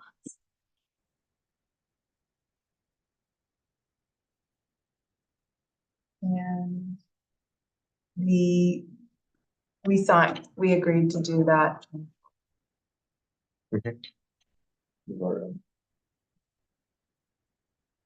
Okay. Anything else, guys, that, I mean, depending on what that timeline looks like to do migration, we may have to. oh, we might need, a payment approval for that. And we're voting on local law too. Yeah, local budget. Yeah, because we have a public hearing. And the public hearings for the other ones are closed. Mhm. I don't know what you guys think about what Mary Lou was saying. So. I mean, For we, not voting them through. Because of the A3 thing. I mean, we can, but I guess we didn't get an answer to whether we could just do a copy replace and with A3. If we would have to re-refer that or I don't imagine we have to re-refer it, it's just changing the name of it. We're not even changing the name, we're changing an abbreviation. Yeah, that's what I'm saying, yeah. Yeah, I don't, I'm not, Emily, you're the only lawyer here now, does that seem like not a significant change to say something from AR to A? No. I think if we ask Mary Lou and she's like. I don't, No, if that was like. No. we that's would not have to write a significant new difference. local law to change that, though. Like it would be, that would have to have a public hearing. How long are we looking at for the? A well, month, going on to next week. 45 days. Yeah. No, I mean, how long, when we have the map public hearing, we have the schedule still out next week. Yeah. If we get the map back in time. Why do we change? Why do you change the I A? don't know. So if we wanted to change it to that, then we would be looking at another public hearing and then we'd have to be in the same situation Yeah. again. So let's just wait. Yeah, I think let's just wait. Even though Plus, I will as- say if we're gonna change AR back to A, we should change. After like the discussions we had, I realized that R5 does make sense. for that. Cause everyone thinks it's residential, not rural for farm. Yeah, because okay, well, That's a separate thing. we can look at, but I So- think we just wait. so far I have nine sort of resolution things on the agenda. I'm sure I will come up with more. But is there anything else that you guys think should be on our business? Is there any way any of the departments could be ready to start meeting with us to talk budget stuff? Like ahead of October? No, I don't, that's not much.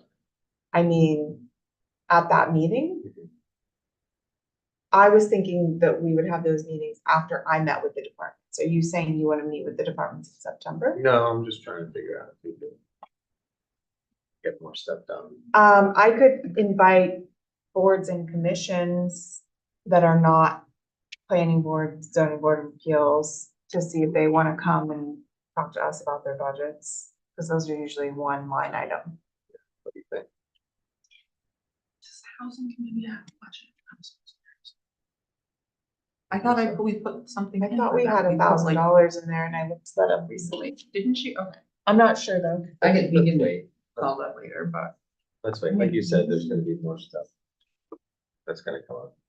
For the meetings? Yeah. Or, I'm happy to invite, boards, a representative from boards and commissions, I'm sure, but they didn't get to talk about that in their meetings, the thing, That's just.